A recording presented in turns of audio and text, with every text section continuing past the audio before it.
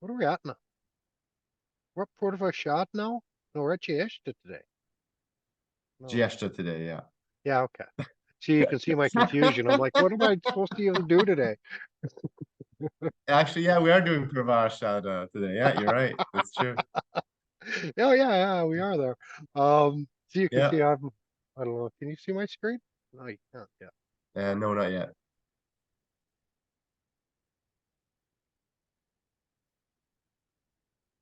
So, so you can see I was peeking over at Shot there before class. Go back to Jyeshta.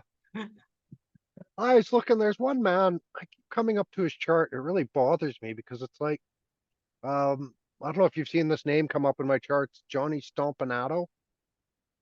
And he was a Marine and an Mm. enforcer for the mob, and they've got an exact time for him.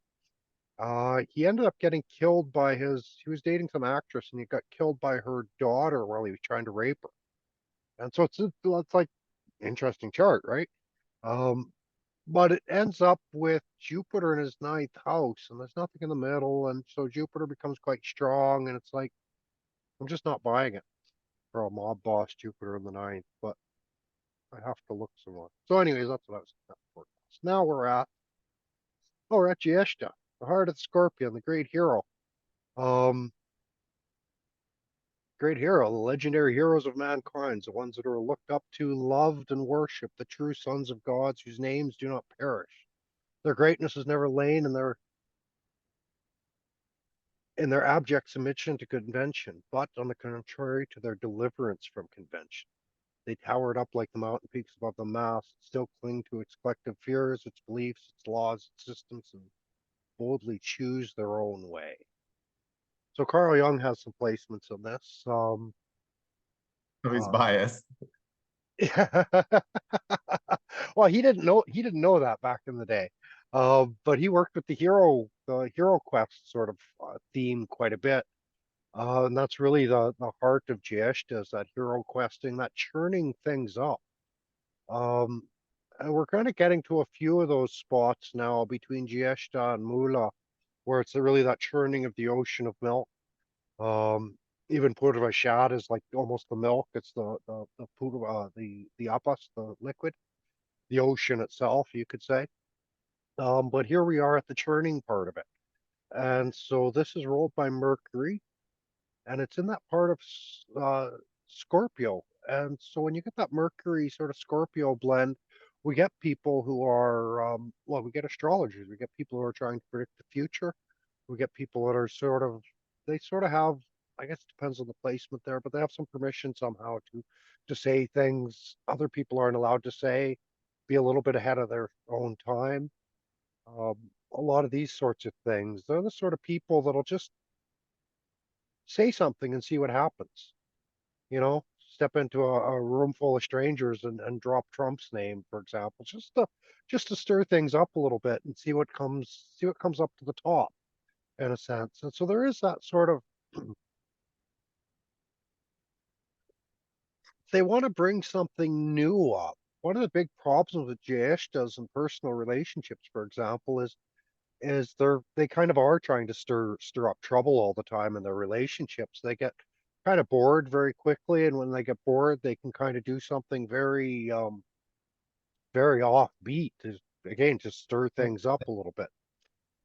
They So have this there's hero dynamic, right? So like they're always trying to kick something's ass kind of thing. yeah, they are too, and they're very well, it's ruled by Indra. Indra was the first one to use reverse psychology. And so these Jyeshtas are really the parts of Scorpio where we say we never know what they're really up to. Because also when you mix that sort of Mars Mercury energy, you get very good at strategy, very strategic kind of thinking. And it's also anytime you get a Mars Mercury blend, it's also good for doing construction, cutting, measuring. That's really what strategy is kind of cutting and measuring the situation. Um, so you get a lot of that. You get like sometimes when this is like say lightly debilitated, you get that sort of person who's like, oh, there goes Johnny again. He's always got to be the hero, and they really like to jump into others people's business and stuff and try to try to save the day in a sense and things like this. So they can be a little bit annoying that way. There's also the sense of the senior most, the eldest is Jyeshta. She's actually Lakshmi's sister. Should be, yeah, Lakshmi Shadow they call it. But so she's the elder sister. She's almost like, in a sense, she's a little bit like the Cinderella of the family. She's back there, she's in the shadows, she's not getting any of the attention, but a lot of times she's doing all the work. She's sort of that matriarch who's maybe back in the shadows, but the one who's really running things, sort of thing. And so it is sort of, well, in a sense, we could call this the deep state kind of position as well. They're not always, I'd say they're not always the official leader, but oftentimes they'll be, that sort of shadow leader in a sense, the shadow government or however you want to put that. And so we also get this symbol in here of the Ouroboros, and I never pronounced that right, but the snake eating its own tail. Quite a mystic symbol, of course. It's the ring, but this really brings up the sense of the cycles. And I think this is for me, I've got all these strong Jyeshta placements, and I came to astrology and I thought, well, if it's all just cycles, it's just cycles, well, then astrology should work. And so it's kind of that Jyeshtas really tap into those cycles of energy, and everything coming back to the beginning. So there's a lot of that. We get some of these Western deities, the fates, again, the spinners, it's that sense of spinning as well as the churning. Um, and kind of allotting karma and things like that. Let's see the middle finger, the Ganga River. Oh yeah, I love that the middle finger is related to Jyeshta. And there is, especially when we get the sun in Jyeshta and things like this, but there is sort of there's that rebellious attitude of Jyeshta, the kind of like, fuck you, I'll do what I want kind of idea. Um, and so that also comes in. And then we see that with kind of all the Scorpio placements can be a little bit rebellious. Because of that Scorpio nature. And so we see the battle of heroes really noted for pedigree. It's like kind of fine breeding somehow. There's usually a purity to Jyeshtas. Now, of course, that's what Rahu and Ketu do is mess up those kind of purities, but this kind of things. False kings, we see preceptors, royal families, a lot of honor for our heroes. Uh, Interesting. We see the trade guilds also involved with this nakshatra. And I think that's maybe the Mercury bringing in the kind of the associations. And so you get those kind of associations of the men. Spirit of the East is permeating through all pores and reaching the most vulnerable parts of Europe. It could be a dangerous infection, but perhaps it's a remedy. So there's also that sort of sense with Jyeshtas. Anytime we get these sort of snaky nakshatras, there's a bit of poison in these things. There's a bit of I guess harsh methods of healing, we'll call it. So using a bit of that poison, a bit of that harshness, a bit of that anyways, even that the East permeating all the pores, either a dangerous infection or a great cure.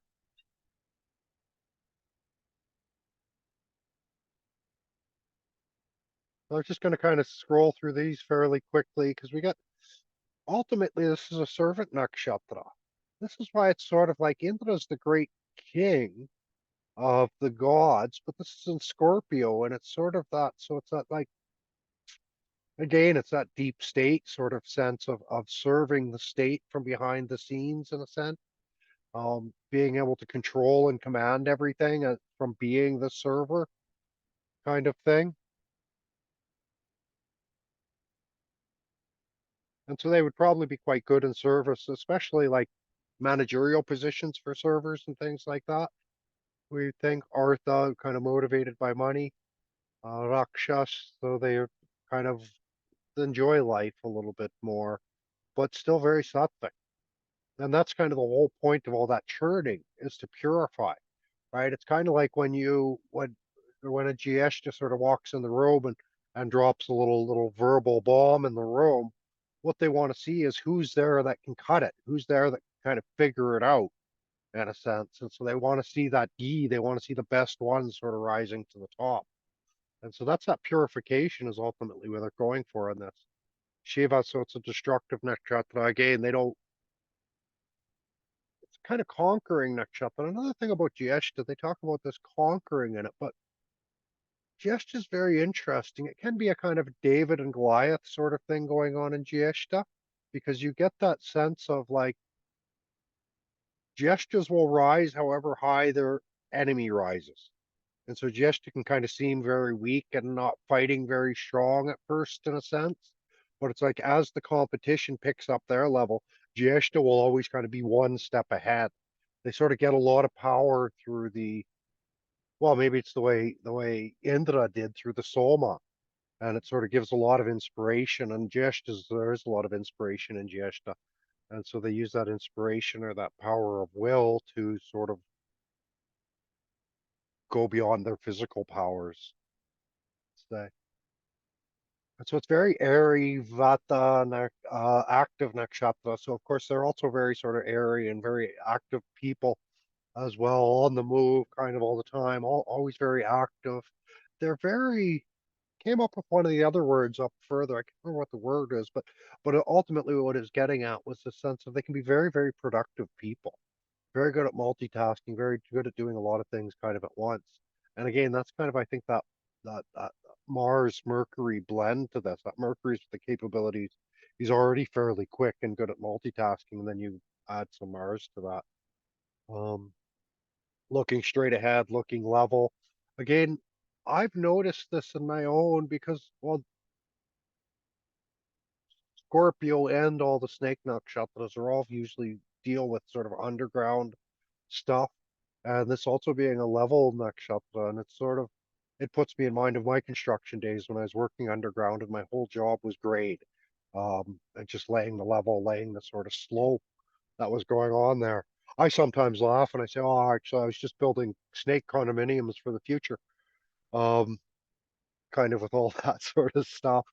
And so it's also a very hard and sharp nakshatra. And I mentioned how you can kind of step in and they'll say often usually very cutting with their words and there can almost be a bit of aggression in what they say. Again, to they want to see what will come up. There's a great curiosity to Jyeshtas that way as well, because a lot of times they don't know what's going to happen when they drop these sort of little bombs or they make a prediction for the future, for example, or these sorts of things. That's the other thing with the level nakshatras, right? They're looking straight ahead, and so it's kind of like you're looking to see what's coming. And so that also sort of helps Jyeshtas. Jyeshtas are great at occultism and all this kind of stuff. And so that levelness on the nakshatra sort of helps them to see what's coming in front of them. Um, Whereas you'll see a lot of times, like the downward facing nakshatras, they kind of miss what's coming up in front of them. They can't see what's in front of them. And the upward facing nakshatras, they kind of miss it as well. The upward facing nakshatras are kind of the head in the clouds kind of a thing. Um, but yeah, so here we get forward facing quite hard and sharp, and usually dreadful is in there as well. Hard, sharp, and dreadful. Um, so we get this kind of thing. We get the sage, the Adi Guru, the first guru of, well, the Adi Guru of Jyeshta. Wonder if that's supposed to say Jyotish. Um, so this is interesting. So we see that come down below, and Arthur taught the sciences of inquiry. Some of his famous philosophers taught this message of Charvaka, Kapila, and Dattatreya. So Charvaka, I don't know if you really know these people. So Charvaka is the philosophy of hedonism in India. That's Charvak. And so me and my teacher were Charvak comes up a lot when we're sort of discussing tantric topics because it's like, well, it's not charvak, it's not hedonism, tantra, and so we're often trying to find that balance in it. And then you've got the kapilikas. These were the head carrier, the skull carrier. And they say most of what we know from tantra is kind of coming through the kapilika. Well, this is sage Kapila, but anyways, that lineage. And Dattatreya is one of my favorites. He learned from nature. And so you see sort of some, well, Dattatreya, he deals with the Nathas quite a bit. Most of the Nathas are kind of what you say, tradesmen kind of guys. And then the Charvaka's the hedonists, and so you find trying to find a lot of these sort of balances in the hedonistic, the tantric sort unorthodox side of things. So he also wrote about architecture and Vastu, and so we see this kind of again the engineering sort of thing coming in, or the survey ability to work with architecture, numbers, and Vastu, and how to arrange things and all of that. If people don't know Vastu, it's a lot like Feng Shui, which is more sort of popular. Um, and he had all these cosmology, mythology, philosophy, genealogy, pilgrimage guidebooks, even. You look at his Atri's writings, and he talks about all the major pilgrimage sites in the Ganga and the Narmada pilgrimage, and a lot of these things. I think he even wrote the first kind of guidebook for Narmada Parikrama in a way. And so we'll see a lot of these sort of things coming up. And if we look at me, who's quite a strong Jyeshta, we can certainly vouch for a lot of those teachings that he gives. So I talked a lot about Dattatreya in here, and Durvasa and Drona and all those guys, the pine trees and the pine forests. I think there was, I could be wrong on this. Well, maybe it says here.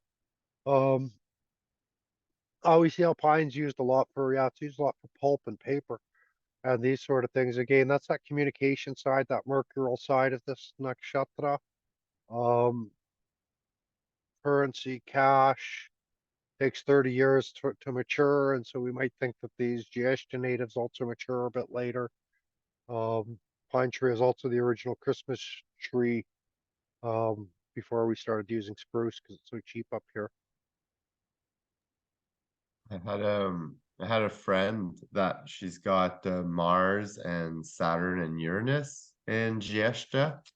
And yeah, Yeah, like just such a child, just such a child. So I think like maybe like Saturn maybe in Jyeshta might really push back that maturity age as well.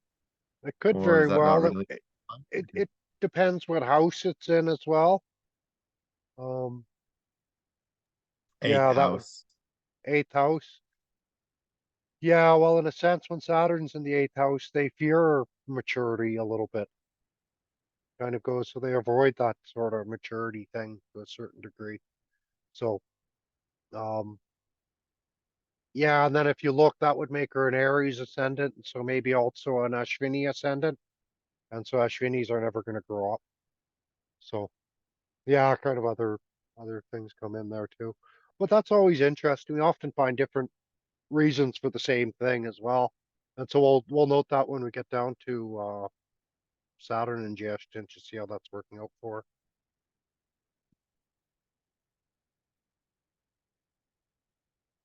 So there's this idea of helicopter seeds.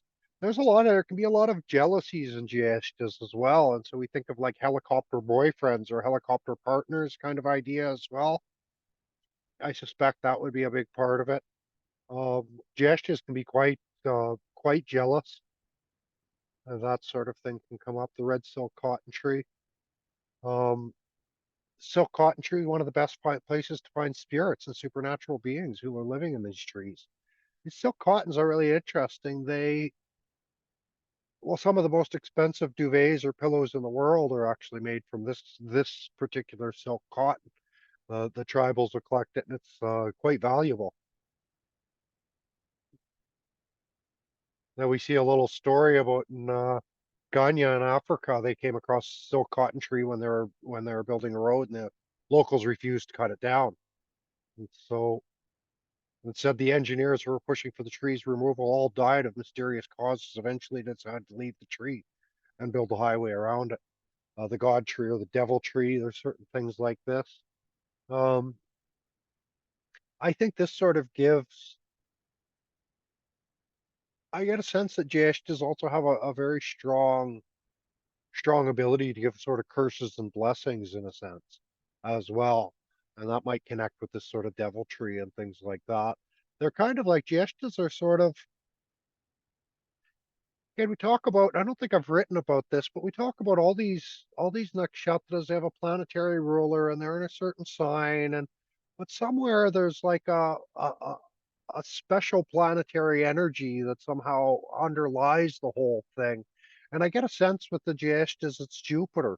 And Jupiter's sort of underlying it, sort of protecting these natives in a sense. Because they can be quite sort of self-righteous as well, which is kind of a Jupiter type thing. That's a an Indra type thing as well. And so we see all kinds of uh, uses for the silk cotton, but a lot of them have to do with, well, there's boils and wounds, but gonorrhea and syphilis and sort of things like this. Some snake bites and some spleen problems and stuff like that. Um, but Indra was also famous for his he's kind of a fool with the women, and so wouldn't be surprised. And I can't vouch for this because I don't have, but I wouldn't be surprised if Jeshtas were a little bit more susceptible to STDs and things like that, sex diseases. You see it quite impotency, sterility, these kind of things all coming into the healing methods of the flower.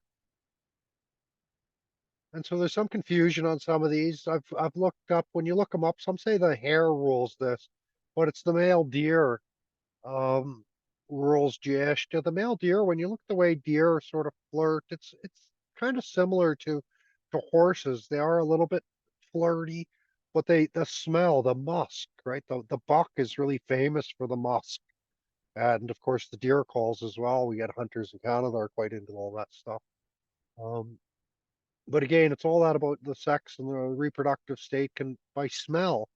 And actually, oh, sorry, that's making a shit. Should I talk about the sensitive smell? But there's a certain level of polygamy that comes into here. Same like Indra, he was sleeping around with a lot of women.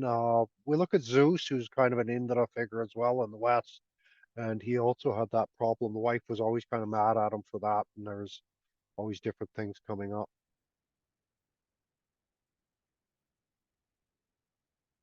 So, So they're Cruiser, that is, jealous and they're polygamous. pardon me.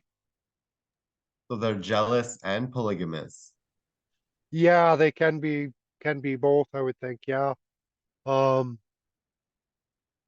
That again, doesn't it sound might like not. fun. No, well, they're very, we'll see when we get to the names. It's quite a, we'll just, where are we? We'll get to the names here soon enough. Um, but yeah, it's kind of quite a deep sort of dark group of people. Um, it's funny, I tried an open relationship once years ago and it was a complete disaster.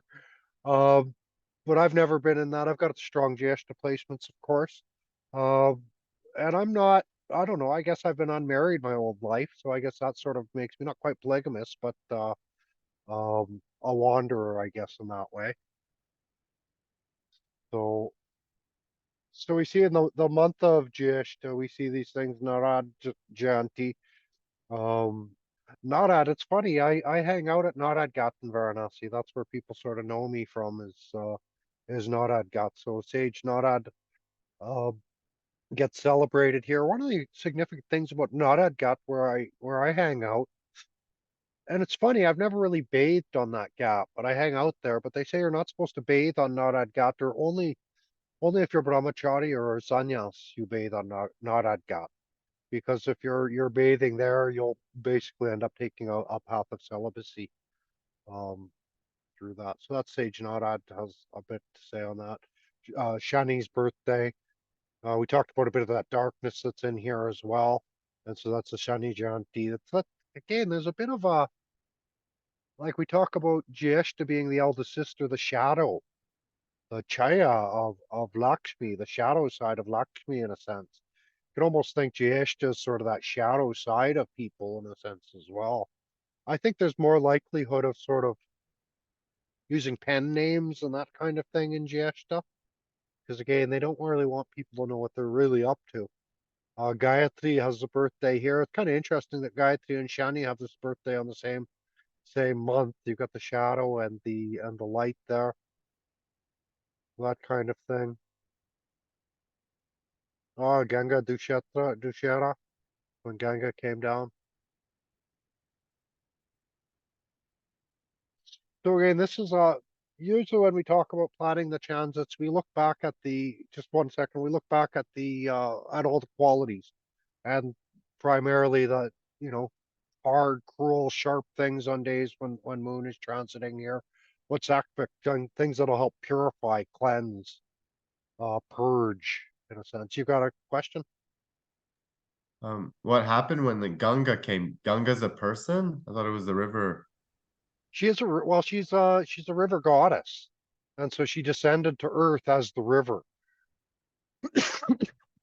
She Oh, it was kind of interesting when she descended. I can't remember the full story, but I remember that she thought, okay, I think she came through and she caused this flood and she was just too strong and she's just wiping out, destroying everything that was coming in her way. And so Shiva sort of decided to mediate and she was a little bit like, oh, I'm gonna really show this Shiva, right? The way her flood would just wash him away. And she's like, there's no way he can stand this. And so she started flowing through Shiva's hair, and as it went through the dreadlocks, it dissipated into so many little gentle little streams and then came back together again. And she kind of pushed harder and harder and she couldn't sort of make Shiva flow away. So that's the story with that. So we see the gods. We've got Indra, the dragon slayer, of course. Sovereignty is very big with Indra. He's sort of that's really one of the main things he's known for. That electrical energy, the atmospheric energy. Um, so he rules the thunderbolt, but I get a sense that Indra is more the sort of the electricity that's in the air rather than being the sort of like Purva Bhadrapada, I think, is more the thunderbolt itself, where this is kind of that charged energy, maybe a little bit similar to Vishaka in that way. Uh, like that. There's also he has some similarities as well to Varuna as well, and this maybe came later in the myths. And so for his humiliation, one of the sages, I think he slept with one of the sages' wives and got cursed to be covered in 1,000 vaginas. And so you'll see some pictures, kind of nice pictures. You look up of Indra covered in vaginas, and he's just covered in them. And this is sort of that shame. It often happens anytime Indra would get into any kind of a relationship or sleep with somebody else's wife or whatever it was, usually the punishment he had to suffer for that was a lot of shame. He usually did suffer for all those relationships and somehow. And so that sort of came out. Those curses eventually they got modified into being 100 eyes, and so he was allowing him to see sort of in every direction. And that sort of ties him in with Varuna. Varuna is kind of that night sky with all the little spots of light, and so all the stars are Varuna's eyes, kind of thing. So we see similar sort of things with these two. Um, some say he's the child of Saturn, or maybe Mitra, who's more like the Grim Reaper. Despite being the great hero, he has many qualities, both these dark gods. And so there is that sort of darkness to him. The whole story of Indra is one of jealousy. The Asuras always wanted what he had, and he was the king of the gods in a sense. And so different Asura kings are always kind of trying to take what he had, but none of them could quite handle it the way Indra could, even though he handled it quite kind of effortlessly. So he fought 12 major wars against the Asuras, and those are all those like a lot of them are avatars of Vishnu when they came down. Some of those were involved in the wars between the Asuras. So yeah, you get so many of these wars that Indra was leading. So that wish-fulfilling tree that he was giving after all the churning and that sort of thing. The master of psychology, reverse psychology especially. He's very much into that. Know me, know me only. That's what I deem most beneficial for man, that he should know me. I slew the three-headed son of Tvashtiri, and I delivered Anu Mukhas, the devotees, to the wolves. Breaking my treaties, I killed the Palomna in the sky and the people of Kalinga. Not one of my hair of my head was harmed. That's the other thing. Like Oh, Indra was a bastard, right? He made treaties, and then he broke it to destroy these people. He kind of broke it to trick them in a sense. We see the USA doing that sort of thing. Minsk agreement in Ukraine and things like this. Okay, we have this agreement, but it's not real. They were kind of powering up the whole time. And so Indra's kind of a bastard that way. He doesn't fight fair in a lot of ways. He's not afraid to sort of break the rules or use a low blow or any of that sort of thing to win. Um, and to be honest, and this is with astrology, we have to face these things in ourselves. And anyways, that's also what makes me very, very dangerous. Well, because I was kind of well, Jeshta also has a lot to do with. Well, we'll get to that when we'll get to that down below. Um, So is a lot of that pride, a lot of that power. Indra is the Indriyas, which means the senses, and so really these people with Jyeshtas, they really got to work hard to control their senses. They're full of a lot of passion. They just like come up very quickly. Um, I think some of that churning also relates to their own sort of emotional states in a sense, and so they're often churning. I think Jyeshtas can sort of they're kind of the classics who can easily be controlled by their anger, easily controlled through their senses. And that's why it's so important for GS to control that themselves. Um, because when someone's sort of churning inside and you sort of poke them a little bit, they can really sort of explode. And so Indras have a bit of that there as well. Some of the qualities of a Lakshmi, and we'll get into that. It's interesting because um, we get this Alakshmi more in Mula. And so we get some very similarities, actually, a lot of similarities between Mula and Jyeshta in this way. That kind of darkness, that dark goddess kind of coming through here. And so I've got all kinds of stuff I pulled up. I haven't really sifted through that stuff yet, but you can see tons of shlokas on Indra in the Vedas. God, shloka after shloka. Prayer to Indra for protection, Lord of the clans, giver of bliss, friend Fiend Slayer, mighty o'er the foe, may Indra, Soma, drinker, go before us. Bol, who brings us peace. Indra, subdue our enemies, lay low the men who fight with us. Down into the inner darkness, send the man who shows us immunity. Strike down the fiend, strike down the foes, break thou asunder Vitra's jaws. Vitra's the one blocking the rivers. O Indra, Vitra slayers, quell the wealth of the sailing foe. Turn thou foeman's thoughts away, his darts who fain would conquer us. Grant us thy protection, keep his deadly weapon far away. And so that's Indra. They called it protection.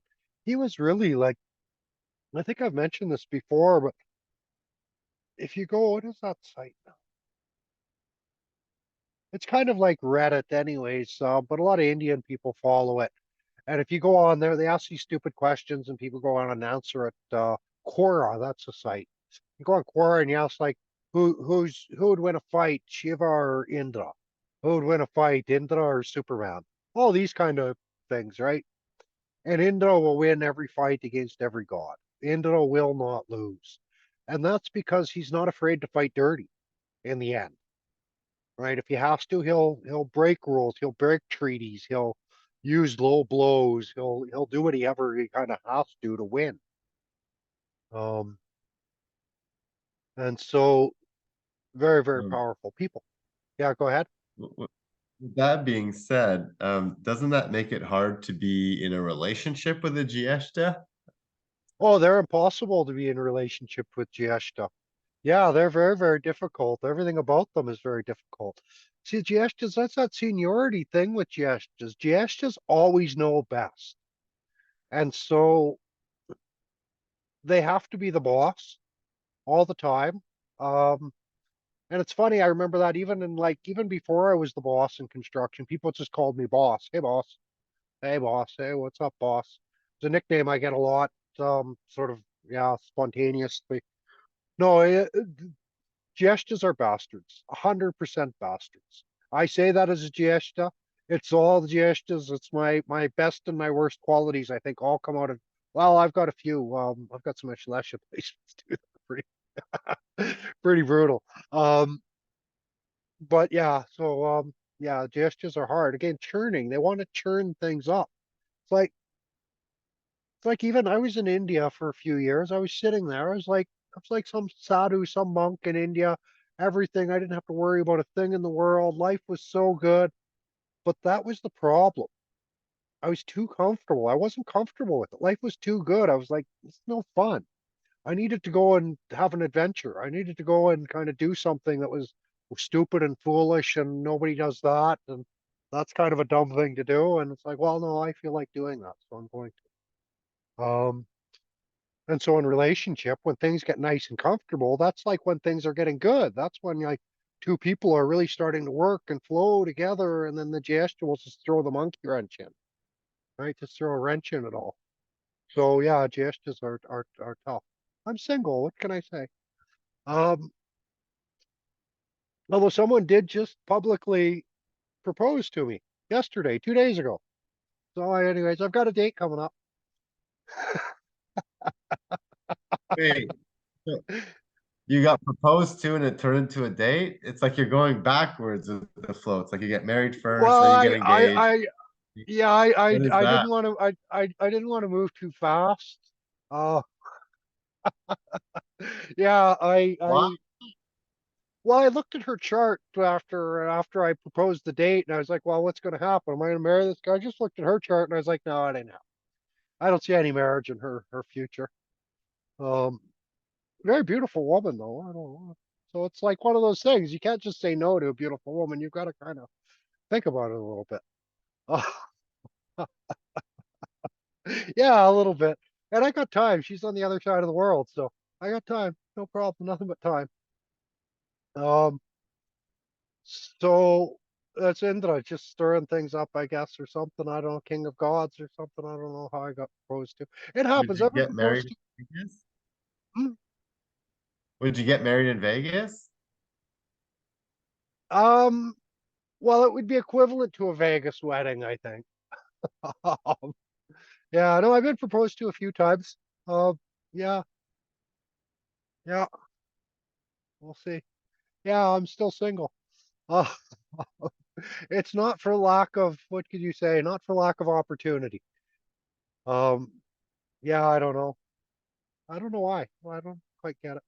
Anyways, so maybe I'm too busy on my adventures and trying to get the Amrita and the true immortality from the bottom of the ocean and trying to write my books and become immortal and that kind of thing. Maybe that I've got Asuras to fight and demons to fight and well, really the highest kind of the highest expression of any of these nakshatras is when they turn all of these energies inward, really. And so you turn that, and so it's that internal battle. It's that internal battle with your own psychological states and things like that sort of come up. So I wrote a lot about the churning of the milk. We talk about it all the time, so it'll come up again, again, again. Bunch of his great battles. I won't go through any of that too much because we got a lot to go through. His wonderful battles. Oh, look at this guy. He went to headhunters and he walked across India and all wonderful battles that Indra went for. Killed Vitra.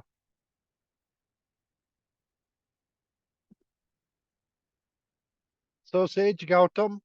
I don't think this is the same Buddha, Gautama Buddha, but anyways, we get this great sage. This is, I think, the story when he got covered in vaginas. Anyways, was that Sage Gautam. Indra's net was often talked about. This is kind of important because this is sort of the net of illusion.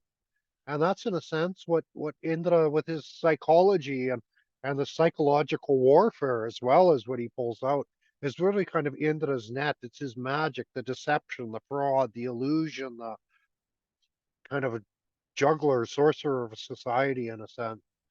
And so again, that can be used for any which sort of direction. We get Indra Jal, which is Jala is usually water, but here they talk about it being his jewels that are hanging over Mount Meru. The Axis Mundi that connects the underworld and the heavens, sort of going through the whole zodiac. That kind of Axis Mundi is somewhere around Jyeshta and Mula.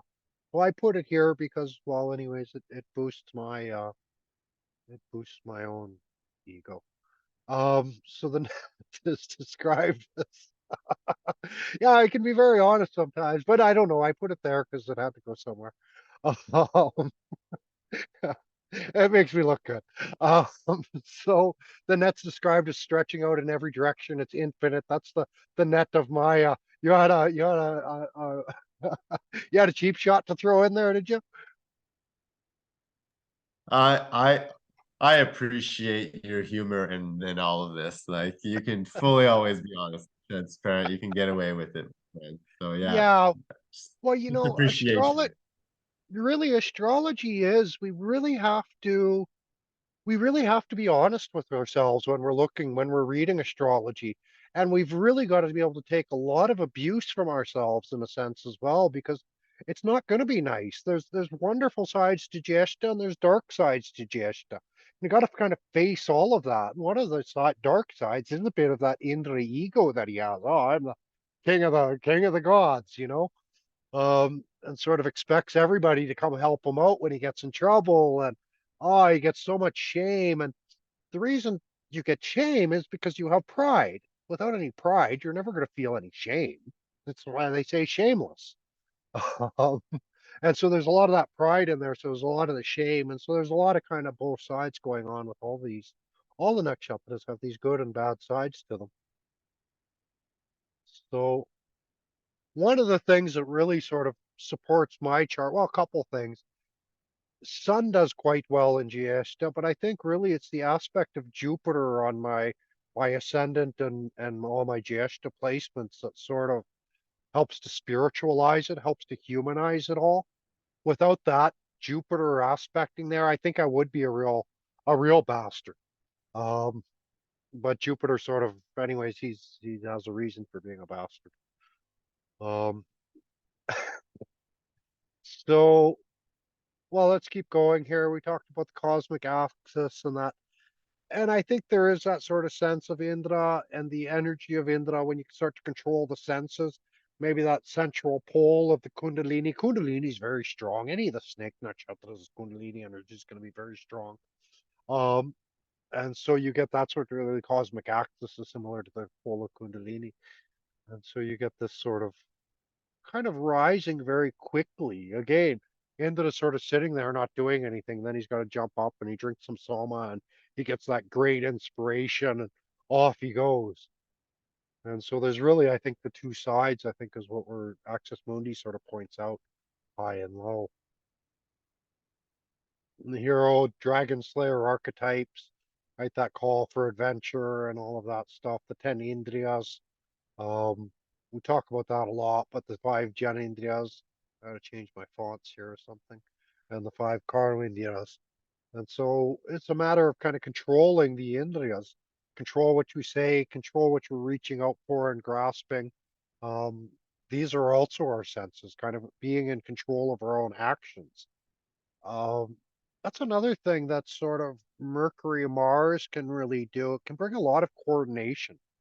'Cause Mercury really is coordination, and Mars is that fighter, and so they can really have be good fighters and be quite well trained and have a lot of coordination like that. So Ram was chasing after Ravan. That was really all the whole Ramayana is all about that. That's not much different than Moby Dick chasing after Captain Ahab. But in this case, it's like Ravana is sort of kind of the demon in a sense here, um, because it's not relating with Ram. Jesh is not relating with the Ram character. It's relating with that Ravan character. It's relating almost with the Moby Dick himself rather than the Captain Ahab. But there can be some of that anti-hero stuff that comes in, and that's really what Ravan was. Some people see him as a great hero, and some people see him as a great demon. Um, and so we get some of that sort of stuff. Must not forget Alakshmi, jealousy coming from great wealth. It's certainly Jyeshta energy that led Ravan to covet Raman's wife. I have other stories. I don't know. Have I told you the alternate story? Do you know the story of Ramayana?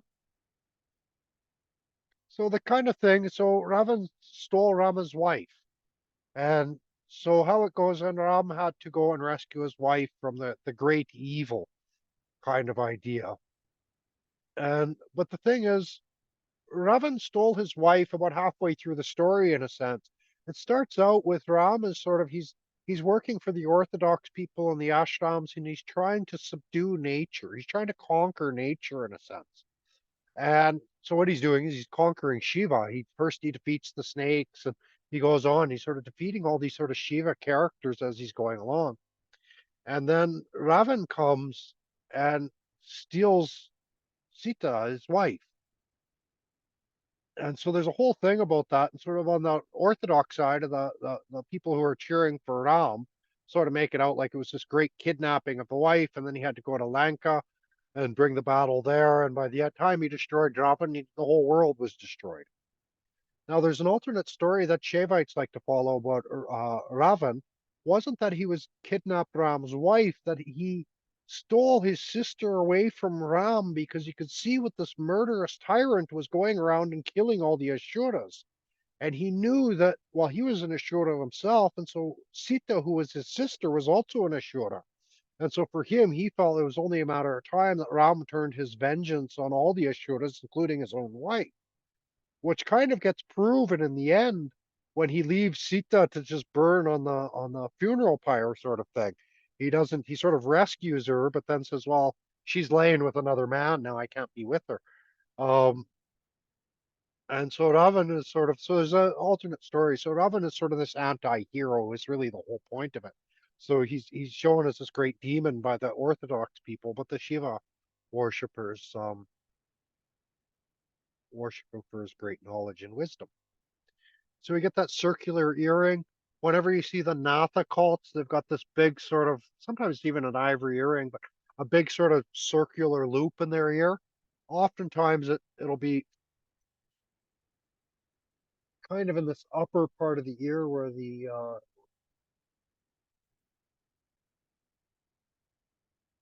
up there. So anyway, so that's sort of the Natha traditions as well. I think I've mentioned before how close I feel with the Natha traditions. I've been offered initiations with them, and I've turned them down, but I still feel quite out of all the traditions that are out there, I kind of feel very close with Which Natha. tradition? What's that? Which tradition? Natha, Natha. And those are the sadhus who wear those big looping earrings in their ear. Um, Currently the second hand man or right hand man to Prime Minister Modi is a fellow called Yogi Adityanath. And so you'll see him with the big earring. And so, anyways, he's kind of leading off the right wing nationalist Hindu ashram system stuff. Anyway, so that's the Nathas. Um, and so I think a lot of Nathas will have Jyeshta type placements. Yeah, the Natha Sadhus have brand themselves to a large circular and greet each other with Adesh, meaning order, meaning welcome to the inner circle. The Natha is typically somewhat chaotic, heterodox lifestyles. The order offered by the Brotherhood through interconnected ashram pilgrimage routes, many householders devoted to Natha's orders, provides a kind of ground that Nathas or anyone else can fall back on in times of need. They're like the backstop for those who are hitting the bottom, being devoured by life. The possibility for redemption is the heart of most Tantric and Natha traditions as well, mystic philosophies. Doesn't matter what you've done. So these are the Nathas. You can read more of that. Even we think of this parikrama that I did. There's a circumnavigation of the temples. That's what parikrama means, circumnavigate. So I was circumnavigating a whole river kind of idea. And so they do that with trees and a lot of things to sort of mark it off as holy ground out of the circular sort of thing. Get a lot of the power of Kundalini Shakti here as well. It's that Jyeshta, that shadow. In a way, Kundalini is kind of the shadow Shakti, because like Shakti is everything that you can see in this world, in a sense. And when we start talking about Kundalini, though, it's in that sort of area between what exists and what doesn't exist, which is like a shadow in a sense. And so it's like a Jyeshta sort of energy. So we get that direct Kundalini Shakti going on in here. You'll see so many people that are like Babas and really powerful. You're sure that they've have experienced a Kundalini awakening kind of thing. Protective talismans. an umbrella, which is also sort of a protective instrument. Jyeshtas are ultimately protective of their flocks. That's ultimately what a king is doing. He's trying to protect his own, trying to protect the people, um, and that kind of thing. But there's also this. It's a protective talisman here. So that brings the occultism into Jyeshtas, that kind of cursing and blessings into Jyeshtas. In a sense, it's like all I do is I recommend stones and I recommend mantras and sort of spiritual sort of protections people can do. In a sense, it's a big part of my work. So the Alakshmi, the not Lakshmi, we're gonna talk about her probably much more. Well, there's still some. That's first, the senior most, the dark antithesis of Lakshmi, the dark goddess of the dark side. Um, Doubt asks us, do you really want to do us? Shame asks us, is it worthy? Guilt asks, what could I have done different? Fear protects us. But like anything that protects us can be too protective as keep us from growing. And that's sort of maybe the danger of Jyeshtas. They get too protective of those around them. It's that sort of inner circle in a sense. So we'll keep going. The fates and the fairies are all involved with Jyeshta, all kinds of stuff. Your cruiser. I want to get to chart reading some charts. He is no hero who never met the dragon, or who, if he once saw it, declared afterwards that he saw nothing. Equally, only one who has risked the fight with the dragon is not overcome by it wins the hoard, the treasure so hard to attain. That sounds like it could come out of the Vedas. So, but Carl Jung said it. What are we at here? This is the Ascendant and Jyeshta. Oh no, we're not there yet. So the thighs, But the like, genital.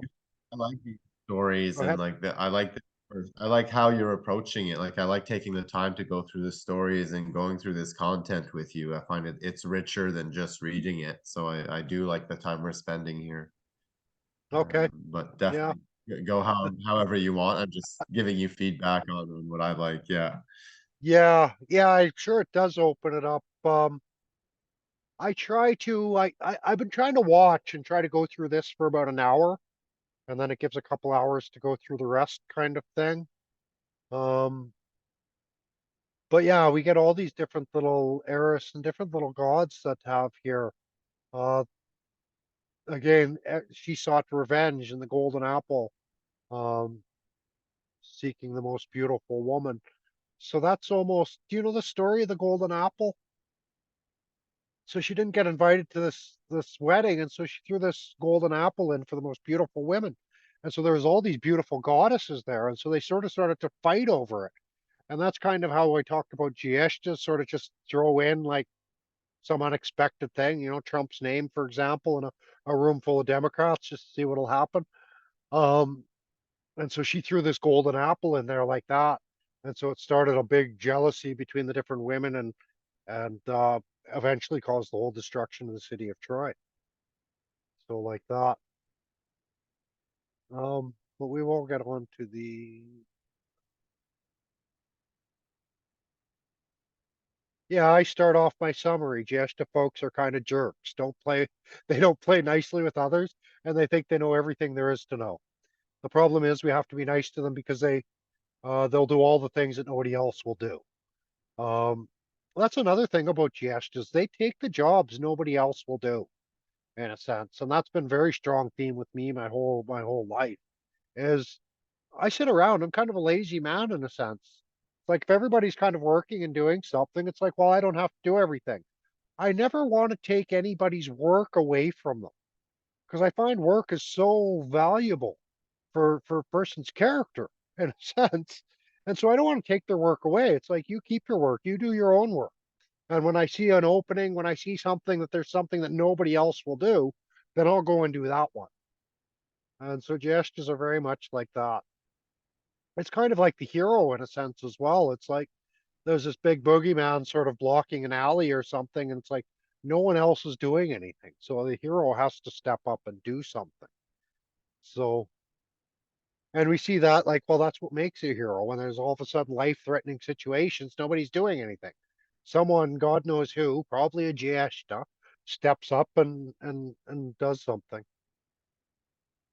They tend to have that very powerful foresight, natural chess playing, planning 10 moves ahead while everybody is focused on the now. Joan of Arc's prophecies have the power of Jyeshta behind them. It's almost like they're living in their own world that has little to do with the physical realm, and the rest of us are focused on. There seems to be a little rhyme or reason for their actions, but if you just watch and wait, you'll see.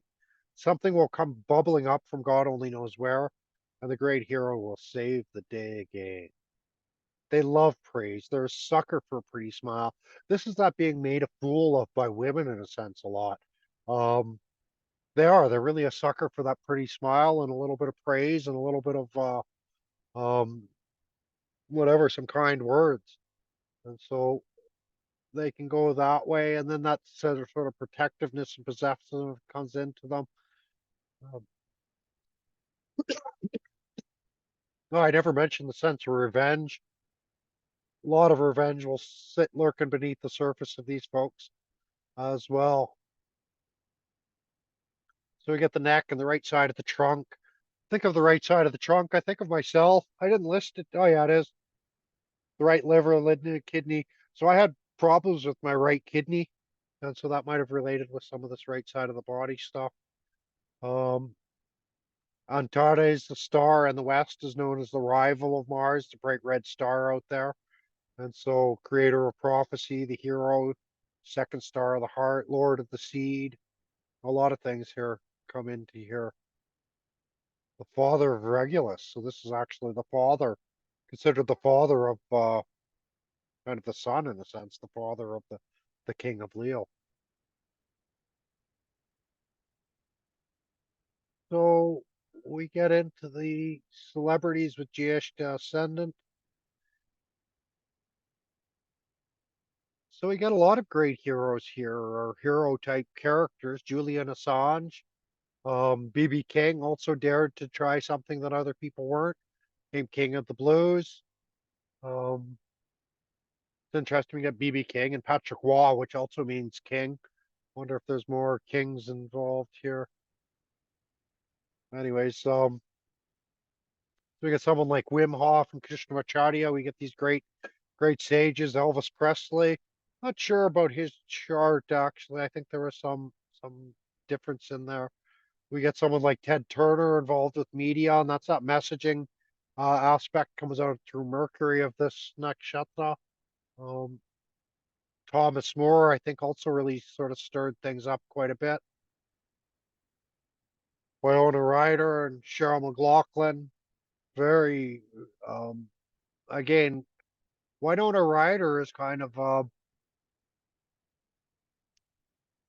when she was caught stealing. She makes a million a year, and she was caught stealing all those years ago. And I think she was just that need for adventure, that need to take some kind of risk. In a sense, I think I did the same when I was quite young. When I was a child, I used to go and steal things. I was a little ninja guy. I just wanted to do anything I thought I could get away with. Anything for adventure. Throw snowballs at cop cars for the chase and all that stupid things when I was a kid. I think all Canadian kids might do that though. I think it's a Canadian thing. Do you throw snowballs at cop cars, Emmett, when you were a kid? No? Oh I wow. was a good kid. You're a good kid? Yeah, Oh, I was the yeah. worst. Yeah. There's a Yeah, balance no. here. Yeah, no, I was the worst when I was a kid. Now I've grew old and I kind of like through doing all that dumb stuff, I kind of realized it was bad. I kind of like have direct experience with how bad it is and how crappy it makes you feel and all the rest of that kind of stuff. So we get the second pattern, we get like Oprah Winfrey and Kim Kardashian. Oprah Winfrey was certainly one to sort of stir things up and mix things up in her show. Made her quite famous. All that psychology as well that comes through with these folks. And Joseph Lister and yeah, there's a few psychologists, I guess. Um, Kim Kardashian and Paris Hilton, AOC. Like, just look at the list of women here. They're all bastards. You know, I'll just use that word because it's kind of gender neutral, but there's ones for women and ones for men. But yeah, so we get and then Peter Kropotkin, he was like the father of like anarchy sort of thing, wrote a bunch of texts on anarchy. Bob Marley as well, freedom, that sense of sovereignty becomes so strong with all these people. Um, Myself, you could see there as well. Terry Rands, that's Terry R. That's my old uncle, who's kind of Hell's Angels kind of guy. Nice to see. I've always felt like I had something that was quite similar to him. Um, that kind of thing. Pronounce this. That'll be a daughter. Okay, all these young girls there. I think these are all like Ranobeer's daughter and Purnell's sister and Harsha. Well, Purnell's sister, she ended up becoming a doctor actually. Um, Harsha, she's actually another Vedic astrologer. Ranobeer's daughter, she's still quite young, but she's kind of gem of the family kind of quality. I think she'll probably end up becoming a Vedic astrologer as well. It won't surprise me if she learns that. So we get some of that. Cook and Cell, she was like one of the early, like, I think she was a transgender, like the 40s or 50s, kind of doing that kind of thing. Some punk rockers. Again, it's like if you look at these people, nobody's going to tell any of these people what to do, in a sense. They're all very, very, very powerful, very set in their ways.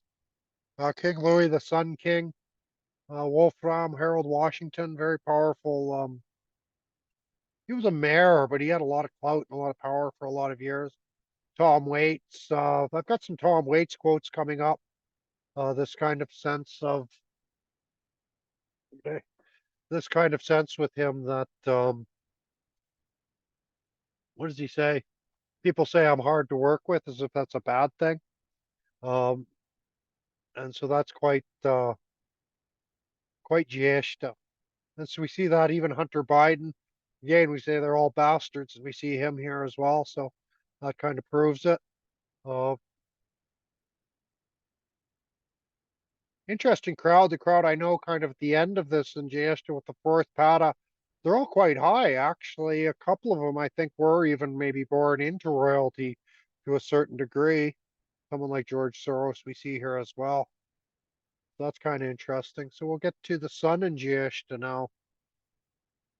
Face your fear, empty yourself, trust your own voice, let go of control, have faith in the outcomes, connect with a large purpose, derive meaning from the struggle. Um, Kajuro Kano, this was the man who started judo.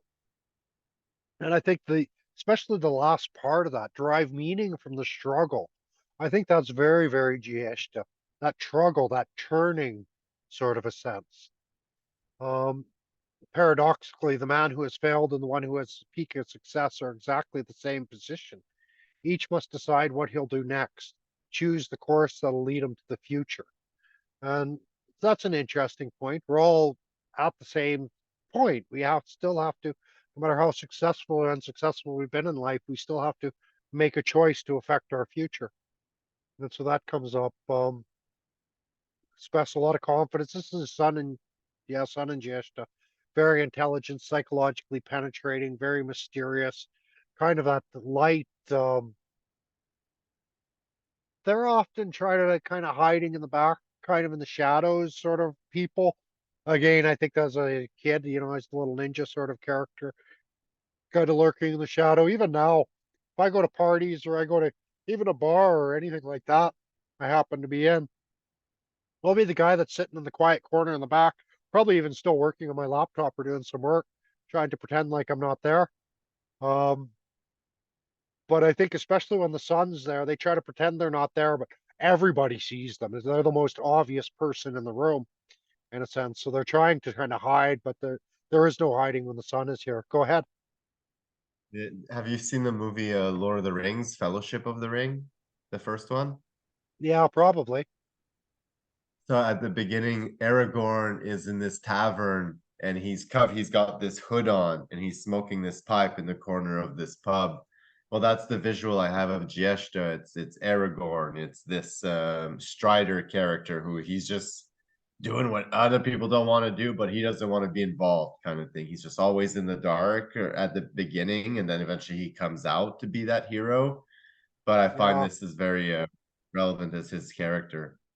Well, that is sort of that sense of like the gestures being very lazy and doing nothing if there's nothing there's no quest or dragon to slay.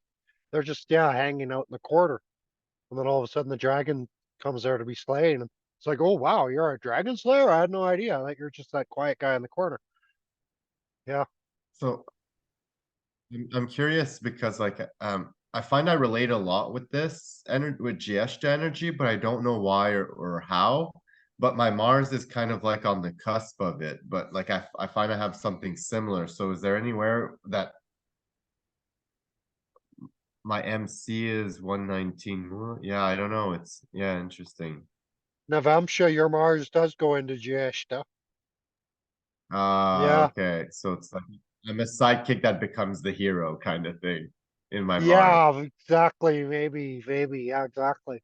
Could very well be. Yeah, the result you get is you get the same kind of recognition as the hero, maybe in the end.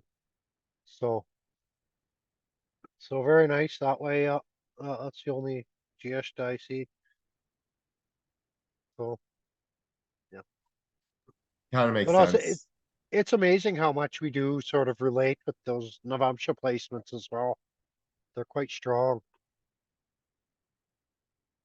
So we come back to this. So yeah, there we go. Or scroll back down to the name. Yeah, I love this quote by Tom Waits. They say I have no hits and that I'm difficult to work with, as if that's a bad thing. Um, I feel this is very kind of true for me. Like people find me a little bit difficult to work with. I don't work well with everybody in a sense as well. It's like I don't know. I think there's a certain sense in the way I work and even the way I do business. It makes me a very bad businessman.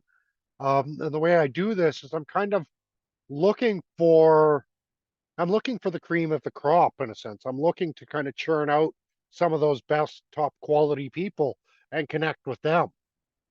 And so a lot of what I'm doing and even the way I write sort of weeds out the weak in a sense. And so I am difficult to work with. You've got to be strong and confident and things like that. Generally speaking, if someone comes to me and says I have no confidence, well then I know what my job is.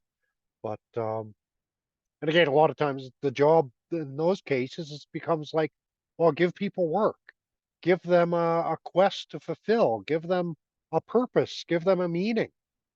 And that's really a lot of what the Jyeshta is looking for, and even try to guide others in a sense to inspire that kind of kind of thing. And the eagle alien of commentary. I'll do the jokes no one else will do. And I don't know what happened there. And a word to those of you that have not yet offended by something I've said. Please be patient. I'm working as fast as I can. This is so Jyeshta. So Jyeshta. I love to engage in repartee with people who are stupider than I am. And Coutier. Um, so you get these kind of things with Jyeshtas. Now we get the sun and Jyeshta. We can be a little more certain of these ones. Joseph Conrad, he wrote all these books on the heart of darkness and kind of going in. And if we look at a lot of these literature, like someone like Conrad, he was going off to these kind of adventures. The Heart of Darkness, I think, was going into uh anyways, into the heart of Africa kind of thing. So it was this great adventure stories on the outsides, but any of these great adventure stories, you have to, especially when it's literature, you look at it as that it's that inner quest is really what's happening, right? You go inside and you meet with some of your demons and you have to slay them and you kind of go all the way deep as you can inside in a sense, quest as deep as you can into that psychological realm. And then you come back again. Um, and you can say in a lot of ways, right now, this is my coming back. You can see my buddy just walking in the back. This is coming back in a sense to those roots, to those like my earliest friendships. So I go off and have all those adventures and I come back and it's almost like the coming back is you see what you've got, you see what was stirred up, you see what changes happen. Because when you're out on the road, when you're dressed as a monk out walking Narmada Parikrama, you think, oh, I've always been like this. And the world's always been this way in a sense. So you see the effects of that later. So Joseph Conrad, The Adventures. Jeff Bridges, it's interesting to see him here.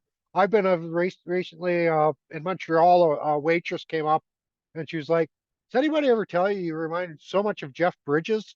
Um, and so I thought, oh, it's You're all the right. Yeah, dude.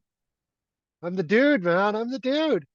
Um, and I could see it. I could see when she said it. I was like, while I was sitting there, I was probably leaning on the chair next to me, just like this, just like doing the dude thing.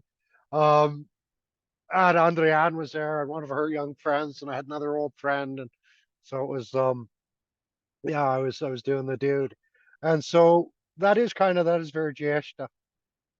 And Jeff Bridges as well, he's like he does the roles that other people won't want to do necessarily.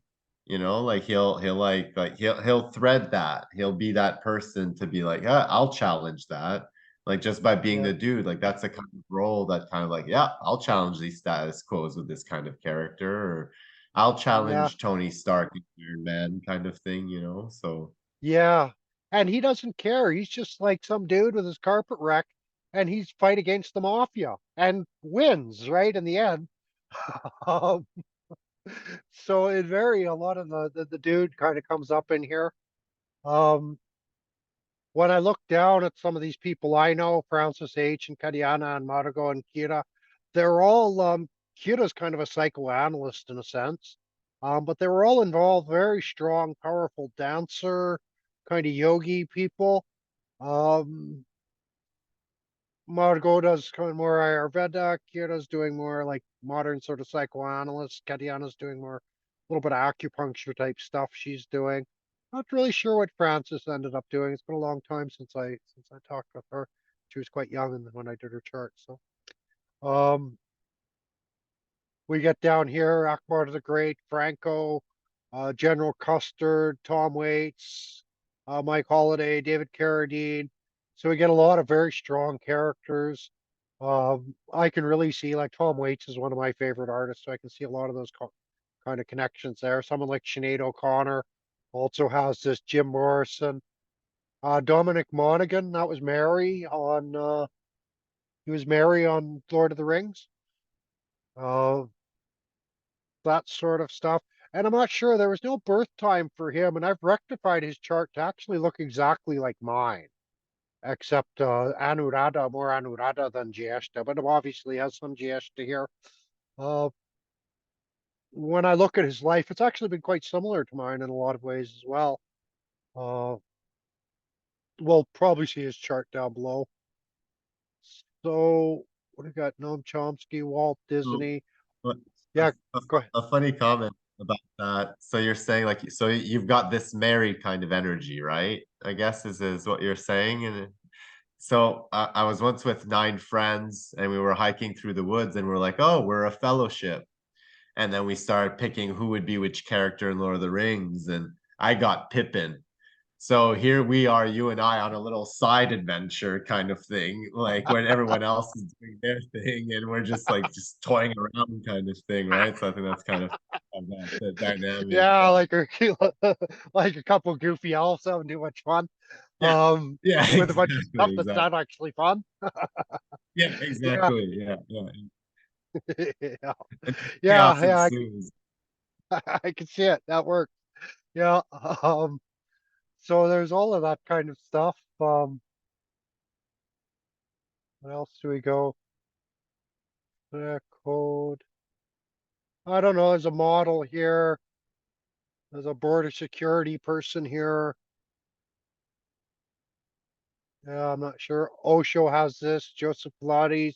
It's interesting through this. We get like where is it? The guy who started Ashtanga Yoga, the guy who started Aikido, the guy who started Pilates, the guy who started Judo. You get a lot of founders with this position, just so many of these kinds of people. Again, they're not afraid to do the things everybody else, they'll do the things nobody else wants to do. Um, a younger, in a sense, it was bringing all this to the West. Uh, yeah, founders of Aikido, probably a lot of the cases, it was these people willing to sort of open their doors and sort of challenge other cultures with this kind of stuff. Um, Wade Davies has this as well, another one of my kind of mentors, Sun and Jyeshta. So really a lot of my mentors certainly have this. A lot of great teachers, a lot of great gurus really have these positions. Um, So it's quite nice that way. A lot of psychologists as well here. Now that I kind of look through here, a lot of people working with psychology. All is not lost, the unconquerable will, the study of revenge, immortal hate, the courage to never submit or yield. What is dark within me, illumine. And that's really, John Milton says that, but that's also very Jyeshta. It kind of illumines the dark side in a sense, uh, lights it up. Better to reign in hell than serve in heaven. So, and I think that's quite a Jyeshta thing in a sense, because they don't want to serve everyone. That kind of art of not giving a fuck is really powerful for Jyeshtas. And I've had quite a few people, when that book came out, I had lots of people tell me like, wow, Mike, you're a master at this. Um, and I'm like, I don't care. So, um, oh, you get that kind of thing. We see that sun in the first house. It's really, of course, it's really going to push the confidence is going to be that much more there. These kinds of things. So we see that. Oh, I got him. Oh, Aikido and then Judo and the founder of Anarchy, Frank Sinatra. I did it my way. We see Dominic Monaghan as well. Maybe he had a little bit of a way of doing his own thing and going his own way. Can't really remember him in Lord of the Rings. Just Mary. He was just the goofy little hobbit guy. Um, He followed duty. Like he ended up just becoming a foot soldier, and riding one of the horses with Rohan into battle while Pippin was doing like the steward thing with the king. But Mary oh, just stayed with the soldiers and he helped fight the fight kind of thing. So he was like representing the oh, hobbits as the hero. Yeah. yeah, yeah, okay, okay, cool. Yeah, I can see that. So all of that kind of thing coming out here. General Custer, a couple thieves and acrobats kind of fellows and folks. Tinsken, she's also very it's a nickname for her. But she's also very adventurous. Does a lot of work with NGO type stuff, but in very unexpected places. You want to see any of these charts? We should probably pop one of those charts. You want to see any of them? Let's look at I was going to say let's look at Dominic. Let's look at Dominic Monaghan's chart because it is almost I'm exactly like curious of mine. Noam Chomsky as well. Noam Chomsky. Okay.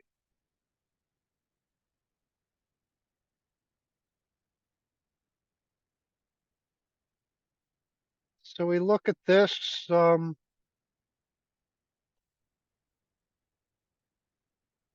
Let's just compare it to mine here because they're so similar. And again, this is my own rectification of his chart. I'm not sure if this actually works or not. But you'll see Anuradha ascendant and moon is an Ardra. Otherwise, everything's the same. But then we also look over towards the Navamsha. And this Navamsha, anyways, gives them all these planets in the fifth house. So theatrical and getting all that center attention, all of that. Where a lot of my placements that way in Navamsha all end up in the opposite in the 11th. And so I'm kind of like, anyways, maybe a little bit more one in a million in a sense, one in that big crowd, but swimming against the crowd, swimming against the big streams in a sense, and that sort of thing where he's working more on the stage and getting that really focused attention on him in Navamsha, and my Navamsha is kind of almost getting diluted in the masses to a certain degree. And like it looks like our charts are like yours and mine. Like my Navamsha looks like your birth, and your birth looks like my Navamsha. Oh, there is a little bit of that, isn't there? That's kind of interesting, isn't it? Right? Yeah, so what I have on the outside, you have inside. What you have outside, I have inside, kind of thing Very like that. interesting. Yeah. Yeah. Well, one of the things, I don't know if I mentioned this, I think I did the last class, but I was staying with my friend Andrew in Saskatoon, and his chart, all his planets are in signs that I have no planets in. And so together, me and him Oh, fill up a whole chart. It's really kind of cool. cool. And we have a lot of that. We're such different people. It's like you wouldn't even really understand how we were friends, but together we just Right. balance each other so well. Yeah, yeah, yeah. Um, and Chomsky. Cool. This could be a rectification. I'm not sure. I haven't really looked at his chart in a while.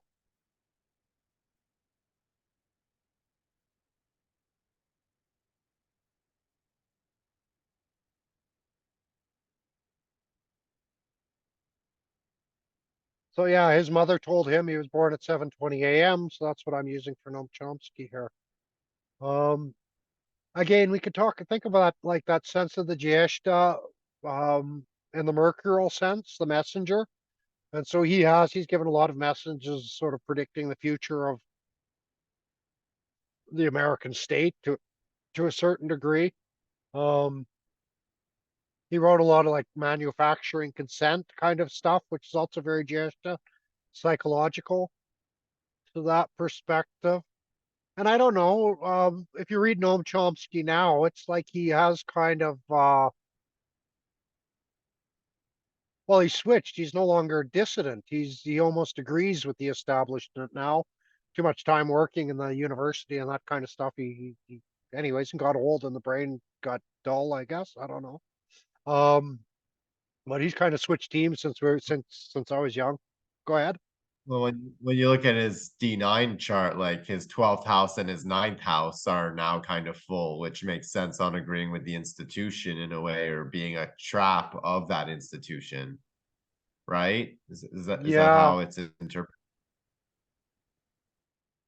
yeah, you might look at it that way. The University of Ninth House, um, getting lost in that or something, in a sense. I'm not sure how confident I am that this is his chart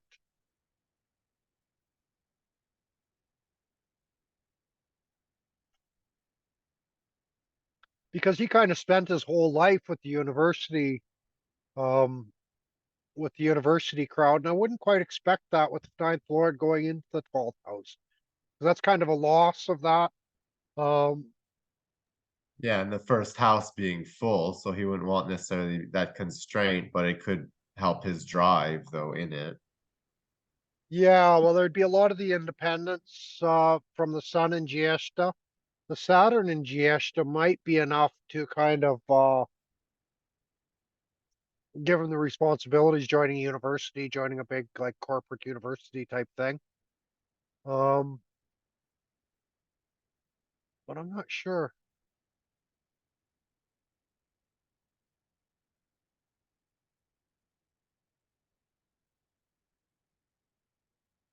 Yeah, let's just look at him for moon chart for now.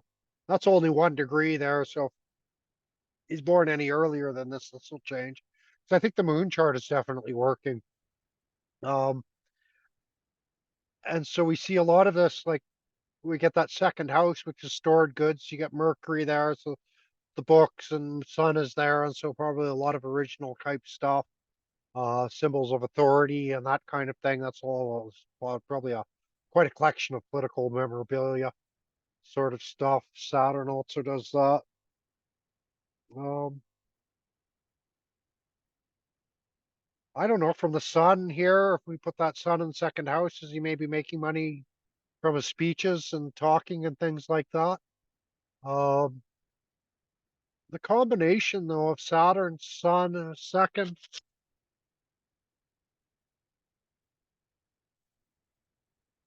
wait on here. The thing is, if this moon is working, if this moon chart is working, that puts Mars in the ninth house. And so Mars in the ninth house people, they generally believe in war. That war and arms and weapons is a viable method. Um, And in Ardra, and in Ardra, yeah. And so that would be he would be quite a promoter of war. And so let's not look at his chart too close because with it being retrograde though, how does that affect it? Would that maybe reverse that polarity? I would make him probably more of a bastard in a sense. It wouldn't reverse the polarity. Um, He is it kind of would, a bastard about it when it comes to the American perspective, right? Yeah, well, he does have that sort of sense, and he does say a lot of uncomfortable things from the American perspective as well. Um, And he's a Gemini, so he'll just say whatever. Like his Mars is in Gemini. yeah, well, there is that. Yeah, Mars is Gemini. They kind of weaponize their gestures. Um, yeah, weaponize their Like he doesn't. sense of philosophy and the university culture. Maybe sort of weaponize that stuff as well. 'Cause it's difficult chart with one, two, three, four, five planets all conjunct like that as well. Makes it very, very difficult. Um,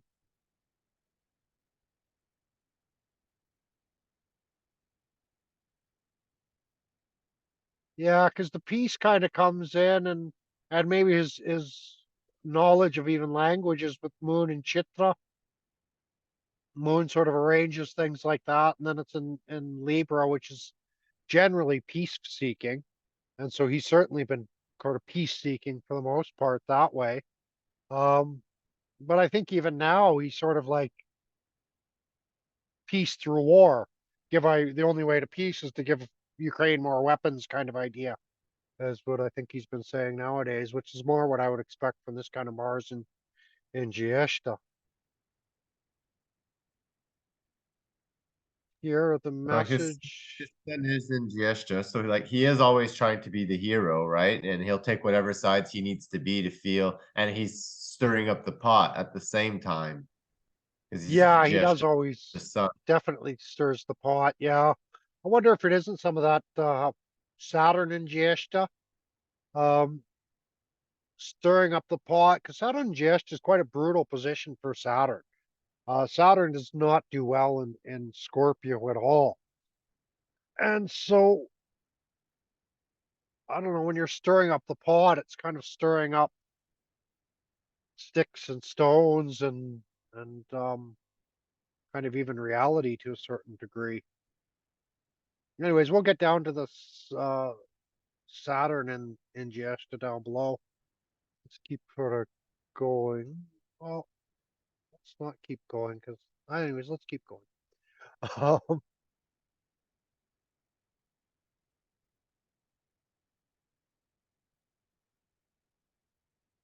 well, that was the first. Okay, here we go. So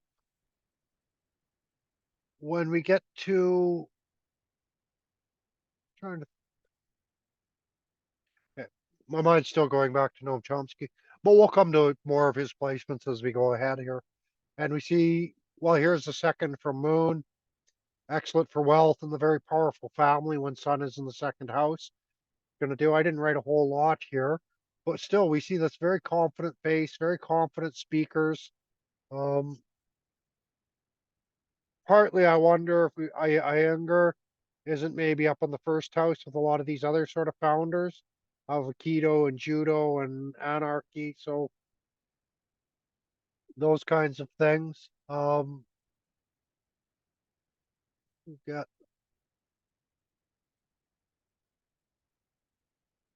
so Walt Disney as well.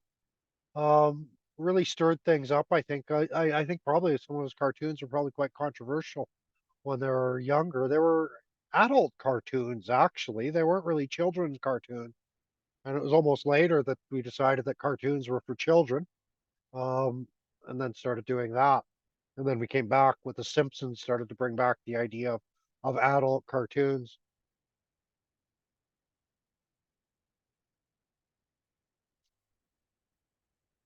So this is going to be in the writing and the groups. These people are going to have very sort of very powerful teams in a sense to a certain degree. And Wade Davies, I've got him here.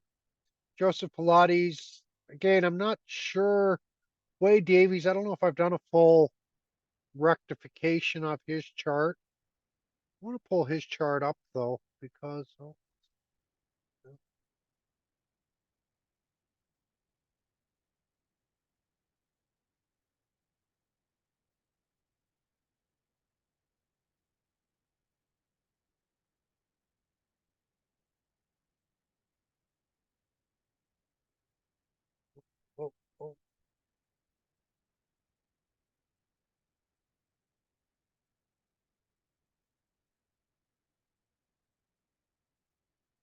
Yeah, so no time given. That's just a quick rectification for him. Let's spin this around. We'll just look at his moon chart here again. And so he's got the Sutta Bhadrapada. One of the things, so he's been stirring things up. I don't know if you know Wade Davies or not. He's great. You should check out some of his TED Talks. Um, oh, one of my students is doing a TED Talk. That was very exciting news today. Um, so we get with Wade Davies here. He's a ethnobotanist, but he's written a lot. Like a lot of the books he's written have been very much on the Jyeshta. He's written stories. We can see this working nice from his moon, actually, because his third lord, who's doing his writing, is down in Jyeshta in the ninth house. And so some of the first books or more popular books he wrote were actually about his teachers and his gurus and their adventures. And they were all great adventurers going into South America and studying the cocoa plants and even rubber trees and stuff like that back in the day, but really getting in touch with a lot of the ethnobotany of South America. And so that's that Jyeshta. I think the Venus Jyeshta um, can be, it's quite a sexy sort of a placement because it's that enjoyment and it's that pleasure and all of that sort of thing from the churning. Probably even some sexual pleasure comes in there because that's kind of what sex is in a sense as well, is a kind of churning. Um, this sort of stuff. And it really allows people to sort of release what they have inside as well. A lot of the psychological stuff comes up that way. And so we get this Venus, Sun, Mercury all conjunct. Mercury's not combust in his chart. And so he was able to write really wonderful and great books. Um, I would imagine some of the early ones were probably also sort of peer reviewed type journals and peer reviewed type works. I'm sure he's written many of those, but we know more from his adventure stories he's written. Oh, the Everest adventure people and oh, wonderful adventure stories he's shared with us, and that's really the Jyeshta. So we talked about that sort of poisonous side to Jyeshta. He's also studied a lot of the poisonous herbs and plants and medicinal stuff and all of that as well. And now he's been promoting the coca leaf and the chewing of coca leaves is the big thing that he's been promoting these days. Um, it's interesting to see him with the Mercury Anuradha and Jyeshta placements, a little bit of both. Because of course in his early days he was going off, he was the sidekick for a lot of it, and now he probably has always a young student sidekick with him, the Mercurial kind of sidekick. And that's also, if we look from the moon again, that's also his seventh lord. And so he probably had some relationships with younger students and things like that as well, all through Jyeshta. And I'll bet you a few of those young students have made him look like the old fool. So that kind of thing. Well, that was his sun in Jyeshta. I was doing talking more about his Venus. Let's have another quick look at his chart here. Yeah, so I think the sun, so we get the sun and the Venus coming together, the third and sixth lord coming into the ninth house. And I think that's that sort of ethnobotanist knowledge of the plants and the healing plants and the medicinal sort of side of things. Um, yeah, and then also kind of in the academic realm of academia, I think he says a lot of things that are quite controversial and that sort of stuff. And those all those controversies coming out through Venus and Sun. And I get a sense that there's a bit of a sense in Jyeshta as well of the kind of mortar pistol sort of churning things up like that in a sense. And then when it crosses into Mula, what it is it's kind of even that mortar and pistol has almost finished its job, and whatever's left in there is completely detached, completely sort of destroyed in a sense. So you get that in Mula. Here's where Jeff Bridges has, again, I don't think, let's pull up his chart. not sure what I got for a birth time for Jeff Bridges.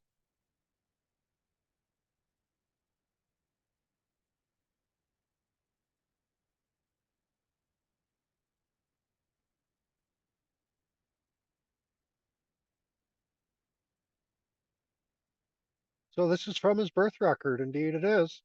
So,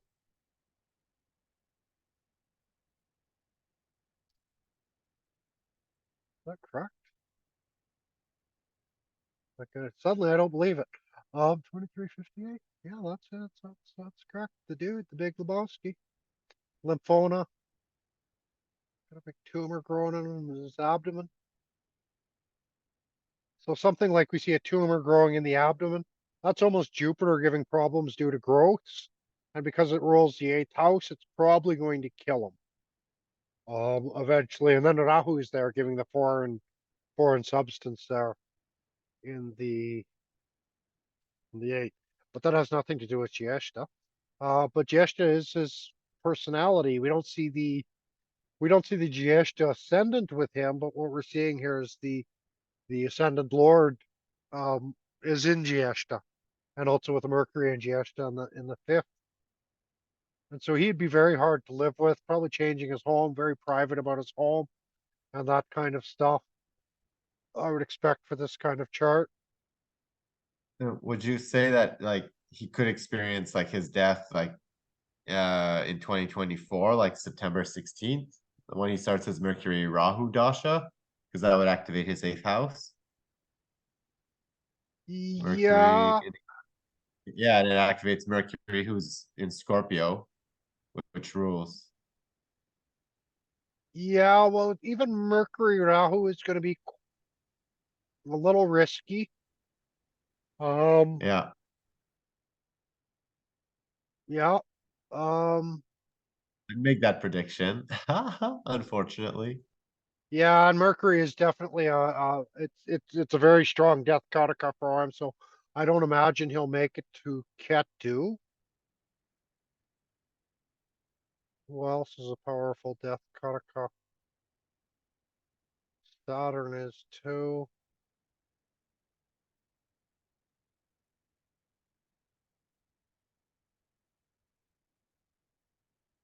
Yeah, I'm not sure Mercury Rahu might not quite kill him, but he'll probably be quite close. Mercury Jupiter. Oh, geez, Jupiter's also debilitated. I don't know. I have a feeling things might go really downhill in the Rahu period, and then Mercury Saturn maybe is death time. Saturn's quite a strong Kataka for death as well.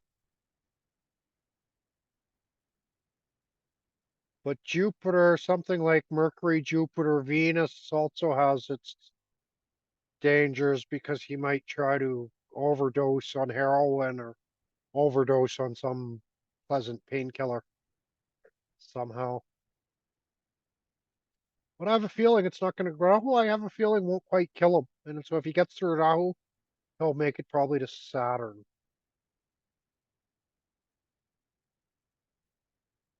Yeah. Because here we got Mercury's rolling the second, also second for Moon. So it becomes very powerful Kataka for death.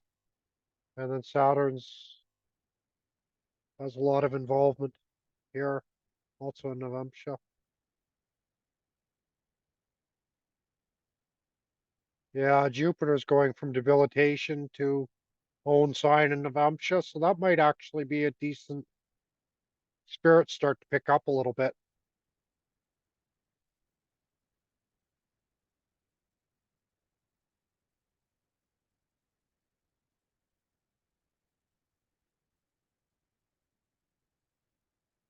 Well, that's that. Seaborn Buckley Jr., I think he was a Marine, but maybe he also played sports. Lawyer, politician, judge,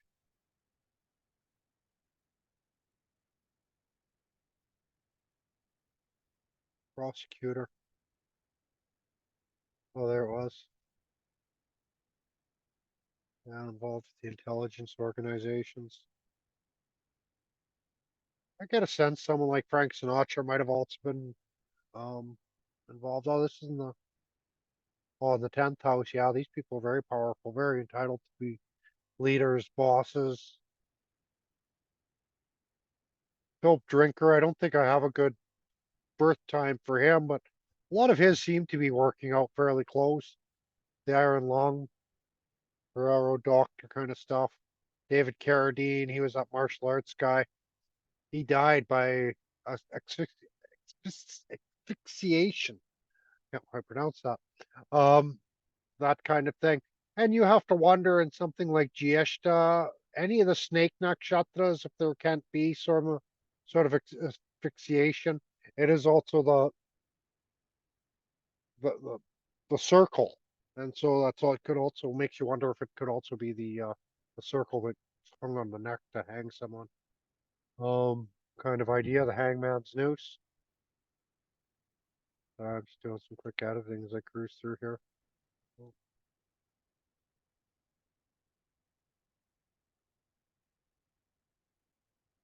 So Terry McKinnell, I think he was the mushrooms guy. Adam Brody, Douglas, Basinger, Jim Morrison.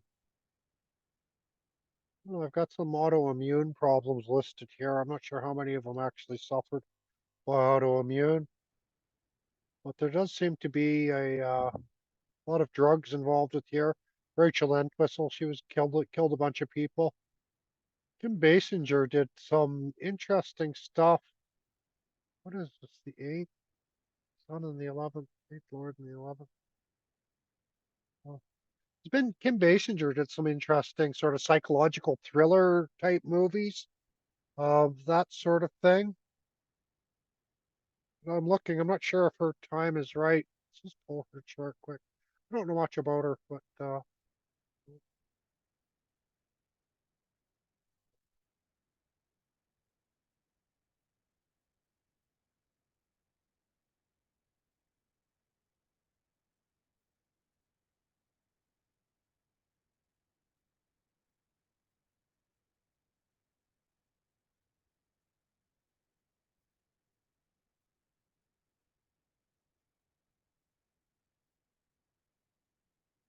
okay, so I did a significant rectification on her chart. I'm not sure if this is correct or not.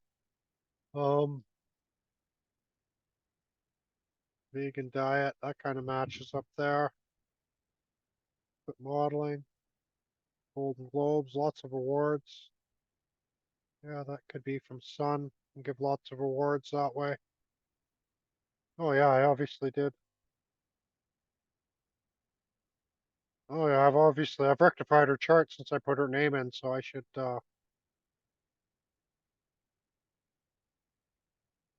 do my editing in my notes. There we get Kim Basinger. Let's go up to Sun in the second house, because as I'm looking at her Sun in second, I'm realizing how would be winning a lot of awards and that kind of thing. So I just want to see if some of the other Sun in seconds maybe winning a lot. Well, it's hard to say. I wouldn't quite describe it that way as winning awards, but maybe they have.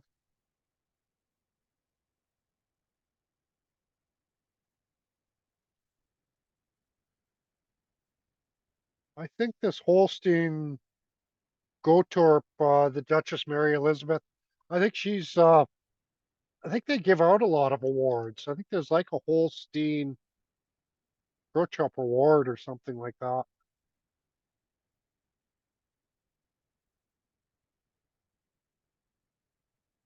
No.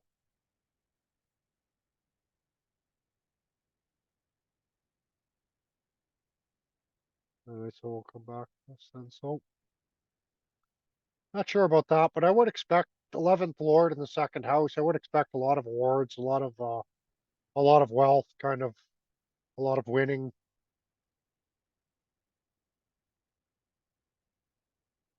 Where were we? We're down to 10. There we go, 11. Sun and 12. Here we see Kim Basinger again is here, and that is from the moon, so that was correct. Adriana T does kind of psychoanalyst, psychologist type stuff.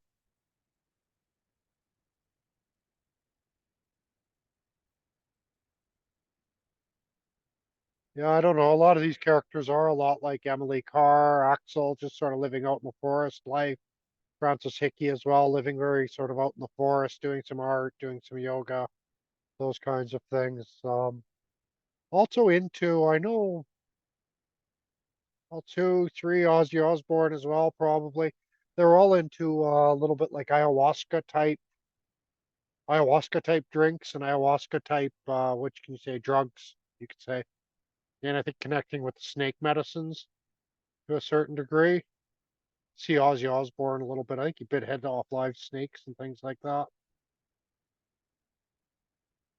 Lots of quotes here from Nietzsche. Nietzsche, Kasparov, if you wish to succeed, you must brave the risk of failure. Ultimately separates a winner from a loser on a grandmaster level is the willingness to do the unthinkable. It's not enough to be talented. It's not enough to work hard and study late at night. You must also become intimately aware of the methods you use to reach your decisions. That's that deep psychological sense, that willingness to do the unthinkable. Very, very Jyeshta. Right? It's how they win their battles. I said fighting dirty, but they just do something that nobody would ever expect. It's just the unimaginable. And so they go off and do it. And in a sense, that's kind of like the hero questing as well.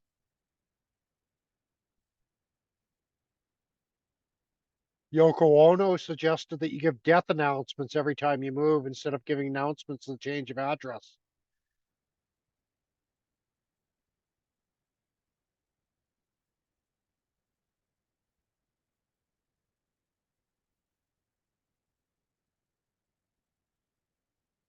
Yeah, that vengeance of Diastas. I implore thee to tell me if this doth cause thee too much pain. What is it that distresseth thee? And who, what, and how many are the persons on whom I must wreak proper, complete, and entire vengeance? So that's very, very Jyeshta. Um, very dangerous people to cross, and very dangerous people to make angry. Um,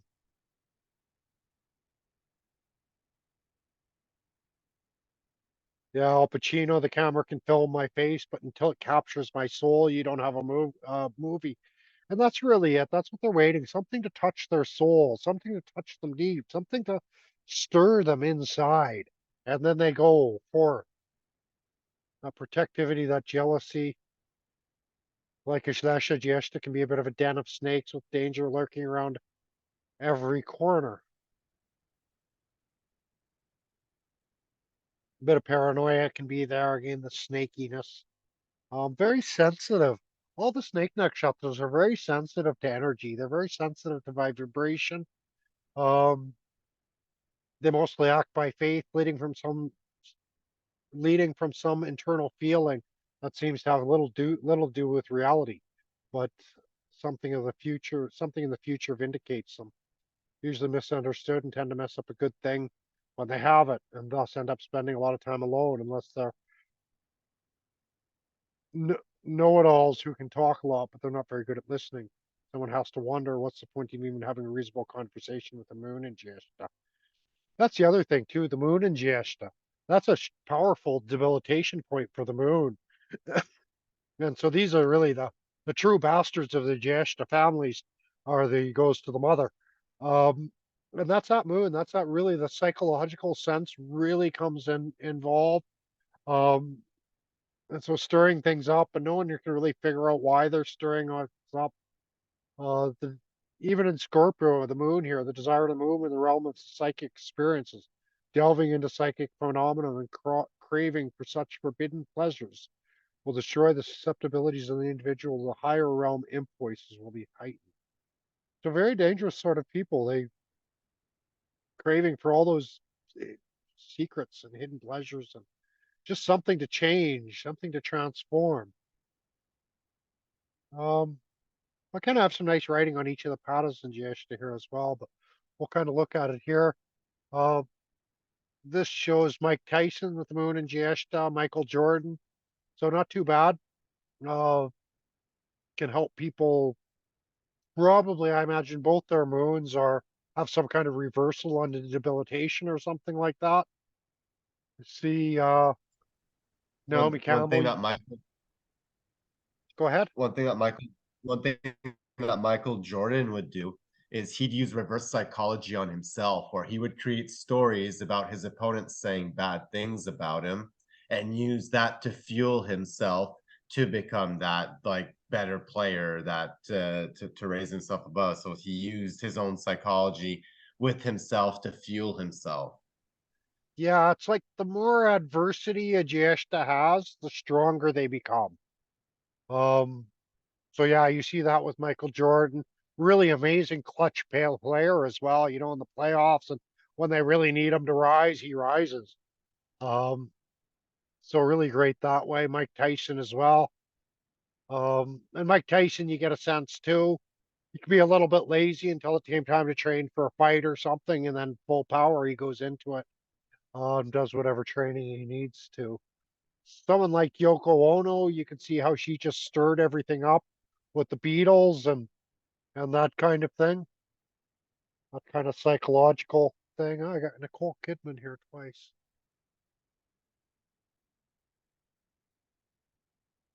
Einstein, Nietzsche has this, that sense of research, that psychological depth, all of those kinds of things. Someone like Stephen King, we can see the darkness of it, and Ted Bundy. Um, I would say these people like come off as weak emotionally as well. Like you can see how like they don't take themselves out of the shit, they leave themselves in the shit in a way, and they just kind of use that shit to fuel what yeah, they're well, doing. I think these are probably the Jyeshtas that are most easily to control through their emotions. For example, you just make them mad. You just push their buttons. They don't have a lot of control over their senses. They don't have a lot of control over their reactions. That sort of thing. Things just sort of come out of nowhere. Make lots and lots of trouble for themselves.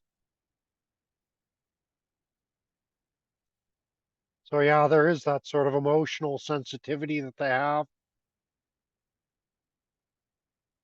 Again, if that gets a reversal of debilitation, this moon can become very, very powerful. Thomas Jefferson has this. Um, well,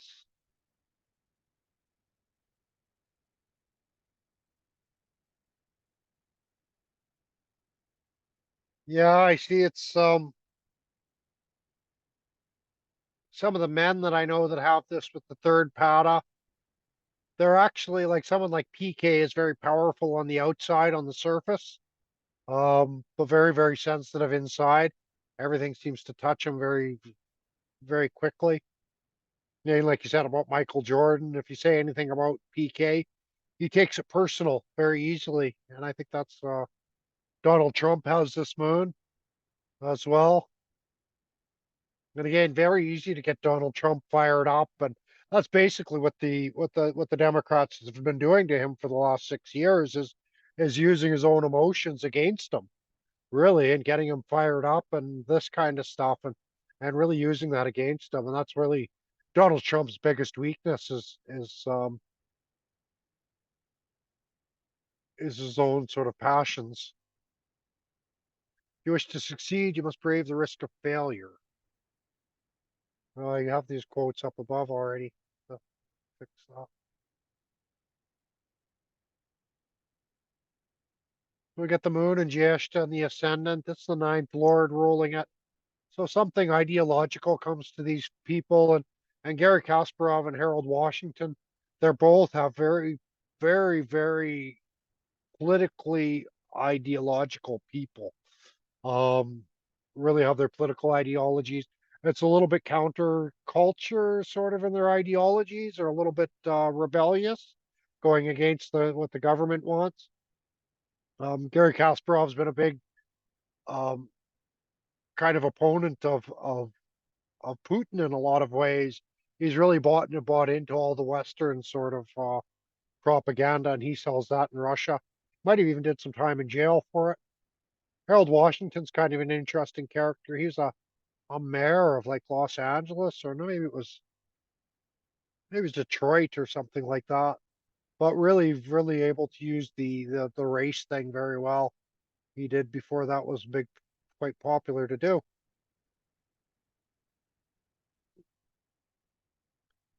So here we get the 10th Lord in the second house. So this is going to relate with the career and somehow. Um,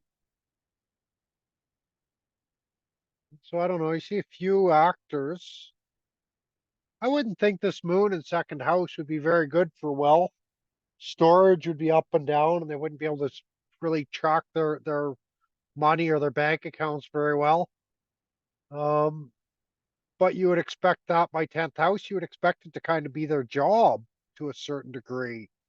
And so if you look at maybe this Abdul Rashid Dostum, uh, interesting Dostum, he's of Afghan VP, but Dostum's a very popular name, very popular Turkish name actually. Um, yeah, so anyways, that's kind of different, but so he was the Afghan VP. I think he was kind of working with the Americans to a certain degree like that. Um, and so the way they used language wouldn't be very good. They wouldn't be very well spoken, I wouldn't think, with Moon debilitated in the second house. Um, maybe they connect somehow with the mother's lineage, but it wouldn't be a very powerful one. Um, maybe sexual power and thing like that. Rico Perez, Jennifer Anderson. I can't remember if Rico Perez is a famous person or one of my friends. Just look her up really quick, see what she did.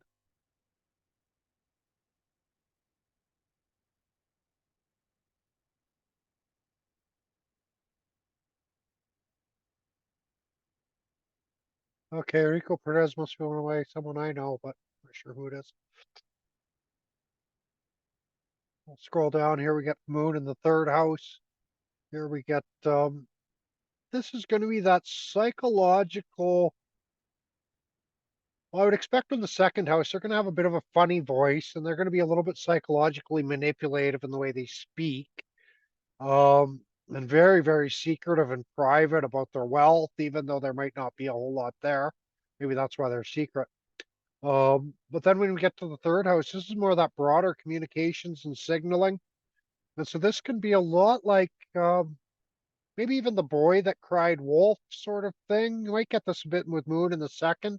So you're going to get that lying. You're going to get those, they're sort of signaling catastrophe, imminent catastrophe. Oh my God, end of the world sort of idea, but it never really would be with the Moon here.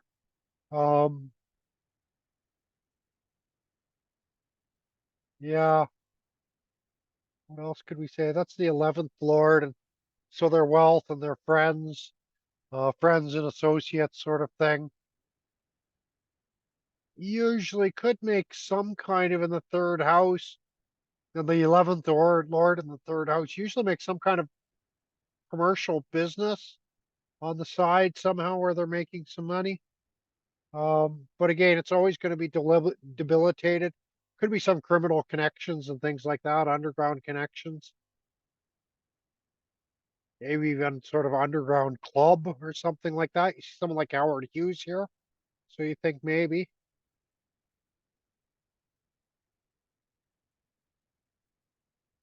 when we get to this moon in the fifth house here's or the fourth house, sorry, here's where we get Donald Trump and Yi Sun Sin.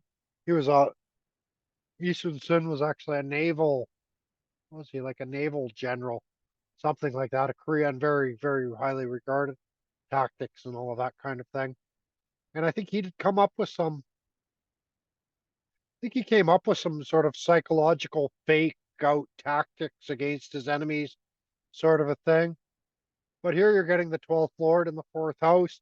So it's going to be a lot of loss, um, loss of time, money, energy wasted just to sort of protect and secure against the unknown. And again, if you're Yi Sun Sun, it's kind of your job. Tim Robbins, Ted Bundy. Oh yeah, Mike Tyson. His mother died. He said it's the best thing that ever happened to him because she would have babied him. That was a pretty tough dude. Hey, that was wonderful. My nothing best thing that ever happened to me. My mama died. Um, and so maybe there is some of that because usually the moon in fourth house does give someone the kind of a mama's boy to a certain degree. And so maybe there is a sense with this moon where maybe they are kind of a mama's boy or very close to their home or their home culture, but they get kind of a great psychological surprise, right? Your mother dies and mother's the caregiver, the one who's always supposed to be there for you, suddenly isn't there. So maybe there's sort of different things going on in the home that way. I don't imagine Donald Trump had a great upbringing in his house, or if his mother was always quite there for him. Might have been things like this. Tim Robbins, yeah, Mike Tyson. So there's these kind of things, but I would expect them to be fairly protective of the home, even though it is a debilitated moon, but protective as if maybe a lot of spies running around the home or things like that, kind of hidden cameras, and the protection wouldn't be on the surface. Kind of like Donald Trump, he might have a very secure and protected home, but ultimately he's living at this golf course, which is like public space. People can kind of walk up, you know, everybody's there. So there is that sense of protectiveness, but there's lots of holes in their security. Al Pacino found out how temperamental I am, and yes, that sometimes can be very off-putting. And so that kind of relates, I think, with Tom Waits' quote. They say I'm difficult to work with. And so Al Pacino, I imagine he's also probably quite difficult to work with, very temperamental, as he says. Um,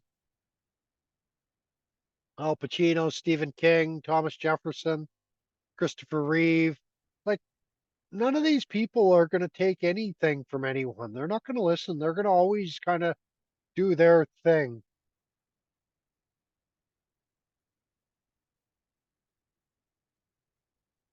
All right, so I felt like it was going to start raining for a second. I was going to dodge inside. In the sixth house, of course, any debilitation in the sixth house is going to bring like, well, the moon is already, it's debilitated, so there's already going to be emotional problems. But then when you put this moon in the sixth house, definitely emotional, a lot of churning of their emotions. Probably, if it's in the sixth house, uh, there's going to be a hormone imbalance, a hormone dysfunction somehow. Um, and I can't speak for everybody on this list, but two of the women that I know that have this are definitely what we would call crazy women, have with the hormonal imbalances and things like this. Vincent van Gogh, he was a crazy man. Albert Einstein had his own way of being kind of crazy. And then there's Michael Jordan. Michael Jordan, I'm sure he doesn't have a good time of birth. I don't know. That might even be a.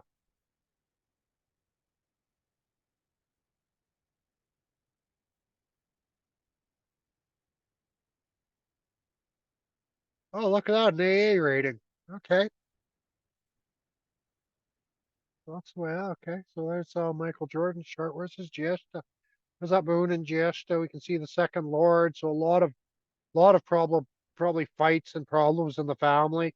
Just a problem, troubled family to begin with in some way. Um,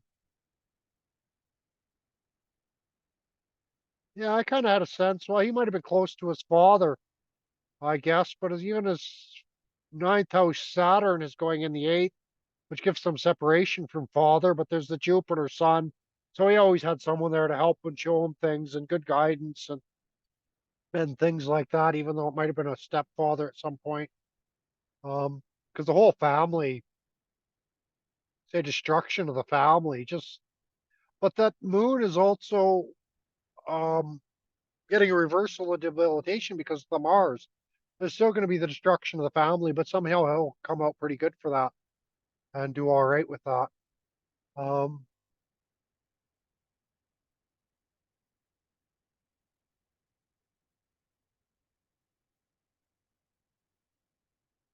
yeah, the face. Okay. So anyways, I don't imagine that moon, debilitated moon in sixth house isn't going to bring anything good. Um, all the watery natures of the body are going to be out, the emotions, certainly some emotional problems. Um, very dirty fighter. I think this kind of person might be someone you would say going to fight like a girl.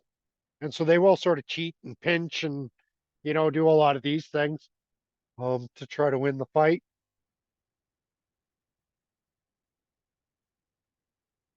So again, I'm not sure about Michael Jordan, but I think Albert Einstein would probably fight like a girl. Um, Bully Chand, I can't remember who that was. Lena's man, I shouldn't talk bad, but he'd probably fight like a girl too. Well, he kind of, what's he do? He's a character. He's not a very nice fellow, I don't suppose. He's a photographer, but he often ends up with these sort of younger, weaker, low confidence partners, and they end up usually performing some pornography for him. And so he's making money off the porn, and they're usually just getting a boyfriend out of the deal.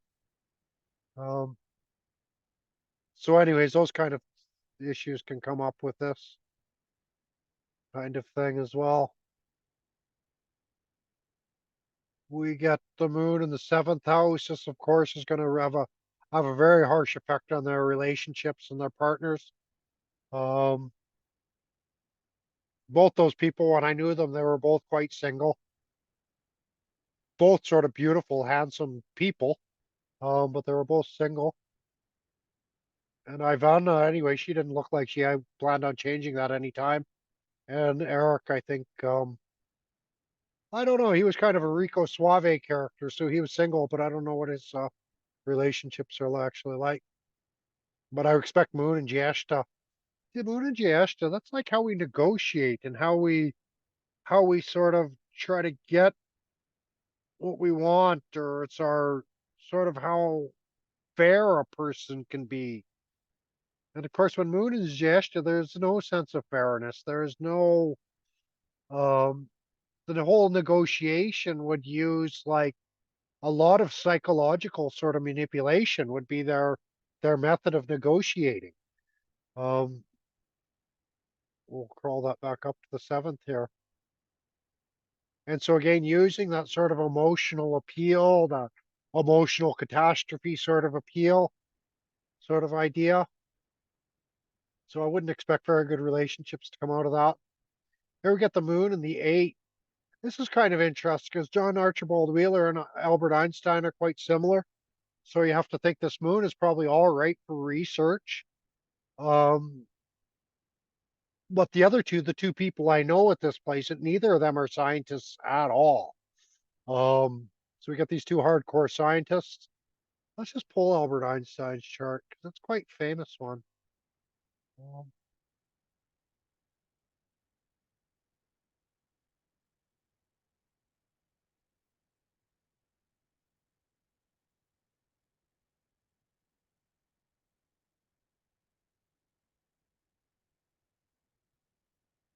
so here's Albert Einstein's chart. There's his moon and Jyeshta.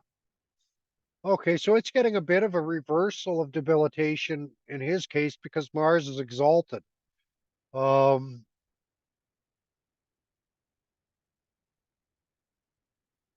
yeah, so what's happening here is the moon is quite comfortable in the realm of the unknown, you could say, in Jyeshta and unknown messages. But then he's got the Mars and Rahu really giving fascinating research and probably making very, very good at research. And well, what did his research produce was this big Rahu Mars kind of bomb, you could say. And so that's that Mars, and maybe that's kind of working with the moon and Jyeshta to kind of highlight, make him even all that much better at research type topics.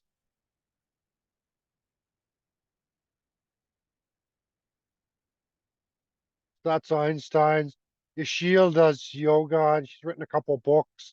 She has a habit of like one of these people, she has a habit of being Like when there's going to be a big earthquake, she goes to that place before the earthquake. When there's going to be a revolution and everybody's killing Turks, she'll go to that country where there's a revolution and killing all the Turks. And she's a Turk, by the way. Um, and so that kind of thing. And so that's sort of Moon and Jyeshta. Also, a lot of very,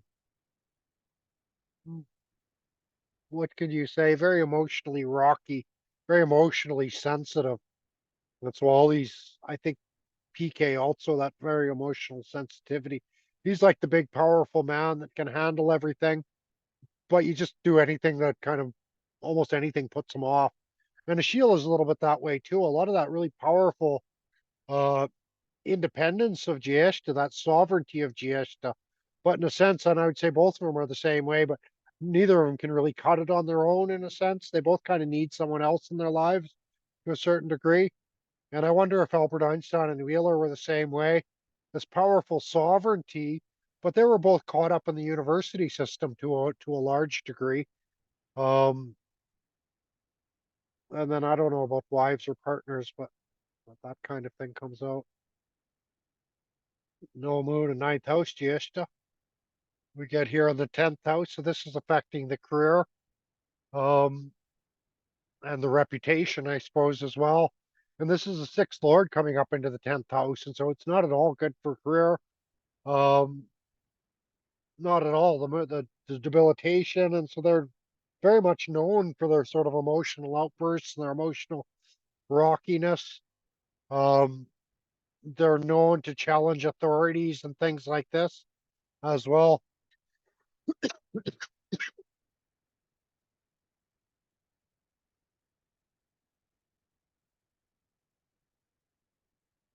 Have a quick look at Nietzsche's chart.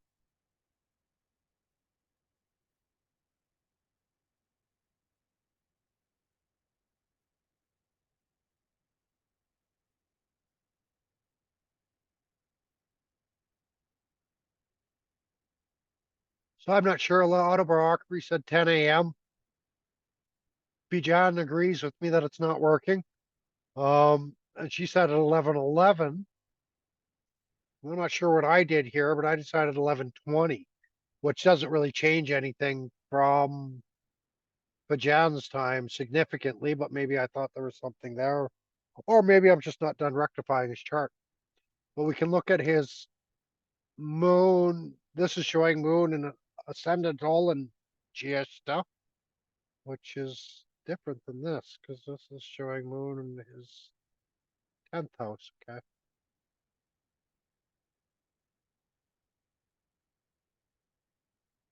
Moon in 10th house would be closer to around much later in the day. But anyway, so here's this is basically making him a crazy man. Moon and Rahu. Um, in the ascendant, Rahu's giving a would give a very powerful sense of being the chosen man. Um, and then Moon is giving a lot of that. Anyways, that almost a hero complex in a sense. It's all aspected by Jupiter, and so it's giving it a sort of higher sense. The Moon, in this case, rules the ninth house, and so that's bringing that ideology into the philosophy into the persona and really who they are. Jash already kind of makes them a very philosophical, uh, psychological, sorry, sort of character. And then with Moon and Rahu, who's really going to heighten all of that. Um,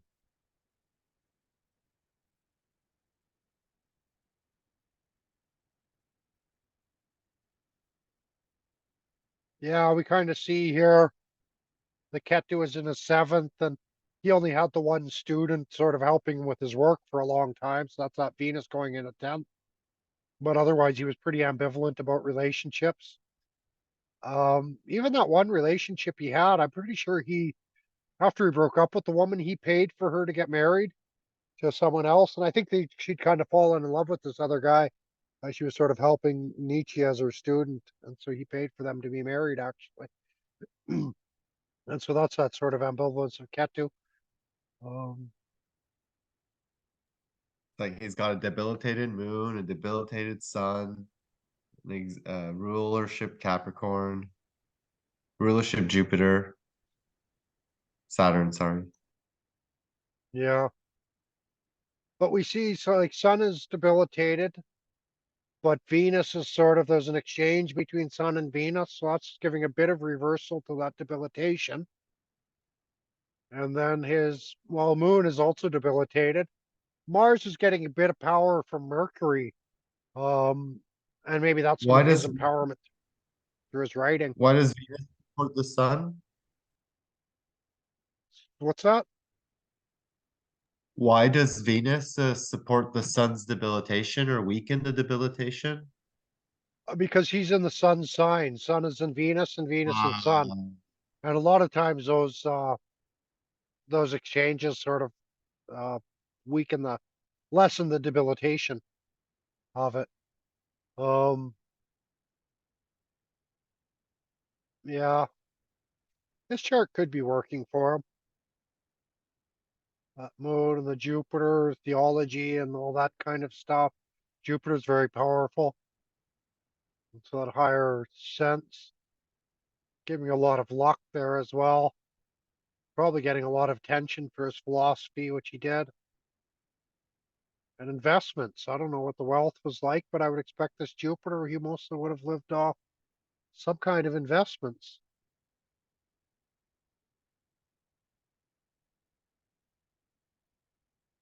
Depression plus a brain injury. So this Moon, Rahu, and the Ascendant can affect the brain, but then his Scorpios are sort of sensitive to head and injuries because they have Aries in the sixth house.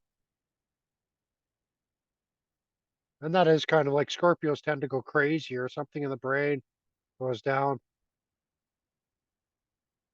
1889, he had a major mental breakdown.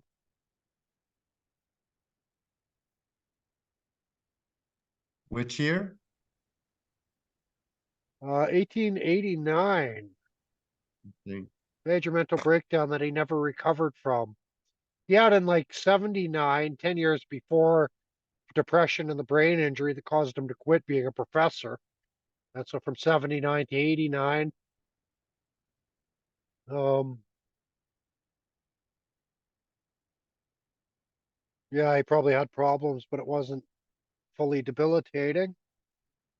And then retired. What did he do? Well, it was 70. Let me go back to 79, see his retirement. Expect some ninth house lordship with retirement.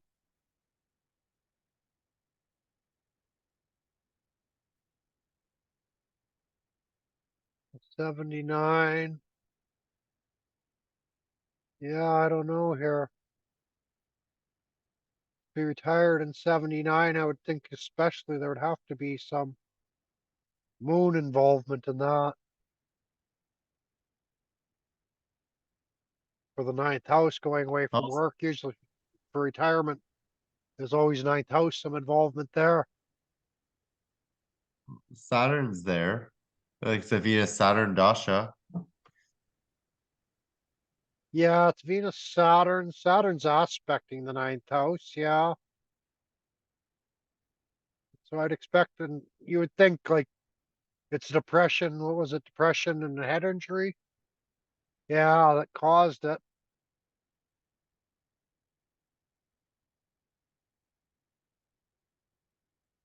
Saturn, I don't know. I'm not quite seeing that brain injury from Saturn or the retirement in that period.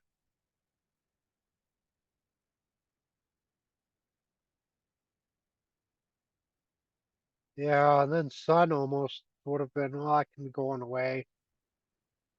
I need to look at his chart a little bit more. I'm not, it's especially tricky when you set the moon into the ascendant because okay, that chart can work to a certain degree, but maybe it needs some adjustment. So I'll look at his chart a little bit more. I think it does need some adjustment. We get to the moon in the 11th house here. Sylvia Brown, Naomi Campbell, Yogeshwara Kuch. Interesting. There's a couple welders have this. Yogeshwara Kuch, a dentist and a welder.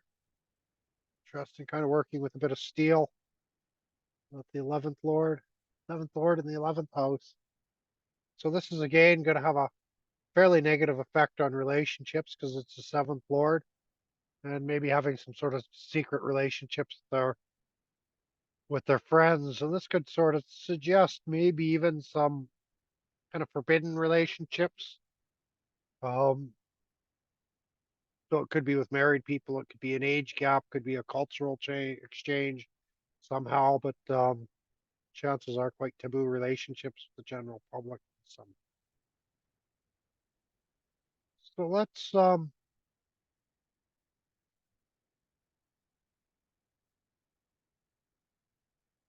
yeah, this debilitated moon in the 12th, I have a note saying that can be pretty good for massage therapists. Um, and I think it's that working behind closed doors sort of sense that they do here. Um, Johnny Legend, Ray Bradbury, Cleopatra. Yeah, it's funny. All the people I know personally are all massage therapists that have this, but from the other people, it's we're not so sure. Let's see who this person is again.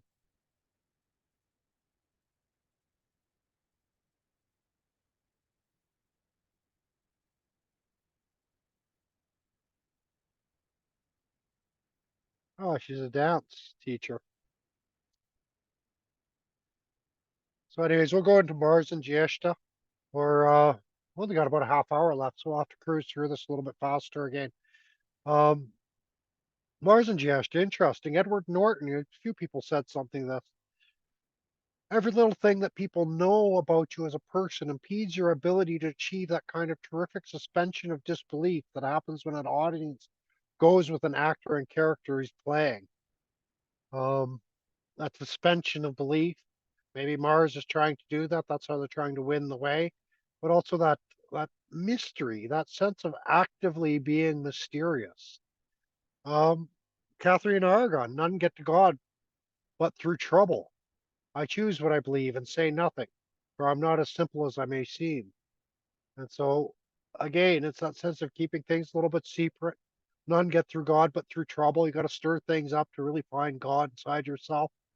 Um, and again, it's sort of that idea too that when we do the inner quest, that we have to go within, we have to go in past our own demons. We have to go through the trouble. Um, we also have to work though, sort of the dark side, if you will. Got to spend time in the shadows, the intelligence in the intelligence world.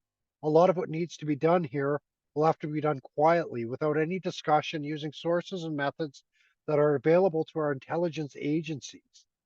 That's the world these folks operated in, and so it's going to be vital for us to use any means at our disposal, basically, to achieve our objective. We've talked about that with Jyeshta. They'll use anything. The hero is an ordinary individual who finds the strength to persevere and endure in spite of overwhelming obstacles.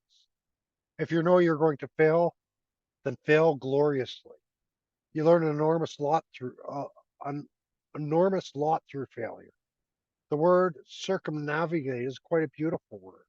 What you're trying to do as an actor is somehow trick yourself into believing that these words have never been said. And so you've got to discover them for the first time. Kate Blanchett, her quotes are, wow, these are so Jyeshta. When you fall in love with someone, you're not really changing at all. You're really just reliving something that already had happened to someone. Oh God, I really wish. If I'm time poor, which I usually am, that's the first thing to go. And I know it shouldn't be. I know I should really be regular, but I like to get it done as quickly as possible.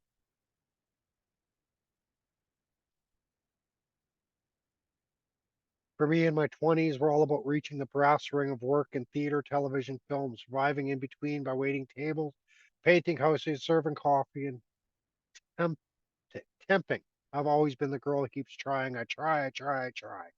And that's it. That sense of try and try and try, that will to just kind of never give up as in Jyeshta. Uh, the less people know about what's really going on, the easier it is to wield power and authority. And that's kind of generally speaking, I find it's it's it's it's almost easier for me to be that Jyeshta in the room to sort of like command the room even more when nobody knows who I am, in a sense. And that's sort of that Jyeshta commanding through the like Jyeshta is that, that regular customer who becomes the boss of the restaurant in a sense. That's kind of Jyeshta. They're not the actual boss of the restaurant, but they're the boss of the restaurant. Um, that regular customer who's got all the say. I've written a lot about this. See Christopher Reeves with Mars and Jyeshta. Oh, this crash test dummy song. Yeah, that's right. This was so Jyeshta. Clark Kent. Now there was a real gent. Superman never made any money saving the world from Solomon Grundy. Soup had a straight job, even though he could have smashed for any bank in the United States.